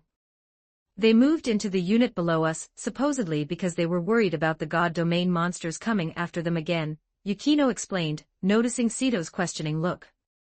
Sito rested his chin in his hand. That's a plausible excuse, sure. But glancing sideways at Kagaya and Hayasaka, he didn't believe a single word of it. The Ice Queen might genuinely think that was the safest option, but he had a sneaking suspicion she'd moved in just to be closer to him. He was confident in that assessment. After all, he was incredibly handsome, and he had played the hero by saving Kagaya and Hayasaka before. So he had every reason to be suspicious of their motives. Could it be? A realization dawned on him, and the corners of his mouth curled upward. It looks like the war of love has begun, he thought to himself. Kaguya seemed to sense something. She stopped in her tracks and turned to glare at him. Sito felt the shift, stopped as well, and turned to face her. His gaze sharpened, locking onto hers. A spark of invisible electricity crackled in the air between them. The rest of the group came to a halt, looking between the two of them with baffled expressions. Even Hayasaka looked puzzled. She had no idea what kind of game they were playing. Battle 1 of the Love War, begin. Sito moves first. He ran a hand through his hair, his eyes narrowing into a sharp, elegant gaze. He offered a knowing smile. So, Miss Kaguya, why move into the apartment below mine? Could it be that you're interested in me? You're quite adorable, aren't you? Kaguya kept her expression cool and indifferent. Narcissism is one thing, Sito-kun, but you've been spending time with quite a few girls lately. Have you really become this delusional? Kaguya looked calm, but inside, her heart was hammering against her ribs like a drum. Sito had actually sniffed out the truth. She had moved here for him. But she refused to give him the satisfaction of knowing he was right. I guess I thought too much of it, Sito smiled. Round 1, draw. Now Kaguya's turn to strike. She steadied her emotions and darted a sharp look at Yui Yokohama, who was standing right behind Sito. Although Yokohama-san, Kaguya pivoted, her voice cool, why exactly have you been sticking so close to Sito-kun all day today? Yui froze, looking left and right, completely panicked. She never expected the target to shift to her. Thank you for reading. Chapter 248, Chapter 248, Natural Godhead Fragment. Time to invite a few queens over. Chapter 248, Natural Godhead Fragment. Time to invite a few queens over. The reason is simple. Sito's voice rang out clearly. He pulled Yui Yokohama into his arms and declared proudly, Yui is my second girlfriend. Kaguya Shinomiya. Everyone else. You can just have a second one like that. The group was left in stunned silence. They looked at each other, then turned their collective gaze toward Shoko Nishimiya. Shoko, however, didn't seem the least bit bothered. She simply offered Yui a gentle, quiet smile and continued standing there calmly. The message was clear, she had no objection to Sito's arrangement. That reaction, naturally, filled Hayasaka and Kaguya with a secret sense of relief. Yui, seeing Shoko's acceptance, let out a breath she hadn't realized she was holding. She had felt a deep sense of guilt regarding Shoko, but seeing her kindness made a huge weight lift off her shoulders. Still, Kaguya stood there, gaping at Sito. I lost this round. It was bizarre. Sito had just won the exchange. She had intended to use Yui as a breakthrough point to rattle him, but she never expected him to admit it so brazenly. Sito chuckled and started walking forward again. He could have just dropped a, I like you on Kaguya, turning her into an upgraded version of an ice statue, but she had tried to shift the focus to Yui. Looks like this is going to be a long game, he thought. He wasn't in any rush, the war of love had officially begun, and he would have plenty of chances to say what he needed to say. The rest of the group followed suit, and they all returned to the apartment complex. After Yui said her goodbyes, Sito and the others went into their respective apartments to log into the God Domain. God Domain, 42nd floor, the forest cabin. The moment Sito logged in, he teleported to the cabin. Simultaneously, a system announcement echoed across the entire server. Server-wide announcement. Congratulations to the player, Sei, for ascending to godhood. Player Sei, title, God of Space. Everyone, let us offer our blessings and faith to the God of Space. Because this was Sito's first time logging in since his breakthrough, the system broadcast the news of his ascension to every player in the God Domain. The players who heard it were left completely gobsmacked. Space God. Sei actually became a god. Holy crap. He's the first god in the entire God Domain. Sei's leveling speed is insane. Does this mean Sei is leading us by like several versions? Wait, if he manifested his powers, does that mean he's also the first god on Earth? the players erupted into a frenzy. This was far more shocking than any of his previous achievements. Before, he had just been climbing the rankings or becoming the floor master of the 30th floor, but a floor master was still just a mortal. Becoming a god through sheer strength was a completely different level of power. The waves of debate reached the ears of the NPCs as well. Meanwhile, God Domain, 54th floor. Sora, Shiro, AKO, and Yukino Shida were grinding for levels. Upon hearing the system announcement, they immediately opened their private executive chat channel. Sora at say. Sito, congratulations. Shiro at say. Sito and I congrats Snowcat Yukino. I didn't expect you to actually reach godhood. This is too unreal. Maple, hee, even though I knew Sito-kun had become a god, seeing the system announcement still gives me chills. Sally, humph. I'll reach godhood eventually too. Lisbeth at say. Sito-kun, what are these god marks mentioned in the divine artifact upgrade requirements? Sito shared the information on god marks with the group. He had told them about the artifact upgrade requirements once he hit level 100, but they hadn't known what the marks were. Now that he was a god, there was no need to keep it a secret. He explained everything he had told Amu and Kanade earlier. The group pondered his words. Shizuka-sensei, so, your divine blood acts as a massive buff for those of us who have already started the path to godhood. Say, correct. Principal, let's all keep this information under wraps. Don't mention it to anyone else. Chairwoman Manamai's advice was unanimously accepted. If the properties of Sito's blood got out, they would face endless trouble. While ordinary mortals touching a god would likely be vaporized, there were always greedy idiots willing to throw their lives away for a chance at power. Sally, one more thing about the stat panels you mentioned. Since godheads absorb your four-dimensional stats after ascension, does that mean we should keep grinding them as high as possible? Say, yes, but don't obsess over it. It doesn't matter that much. If you want to improve, you need to hit level 100 as fast as possible and ascend to godhood. Since the stats were just the naked base values, grinding them excessively wasn't efficient. Some might worry that their gear would become useless, but that wasn't the case. The gear bonuses still applied. The stats were simply hidden/fused into the godhead. At that moment, a stream of light appeared before Sito. As he watched, Kirukuru Amu materialized in the cabin. Sito, where are we grinding? She asked, her eyes fixed on him. The 57th floor, Sito replied. The floor had just opened, and there were plenty of mini-bosses. Taking Amo there should at least get her a few levels.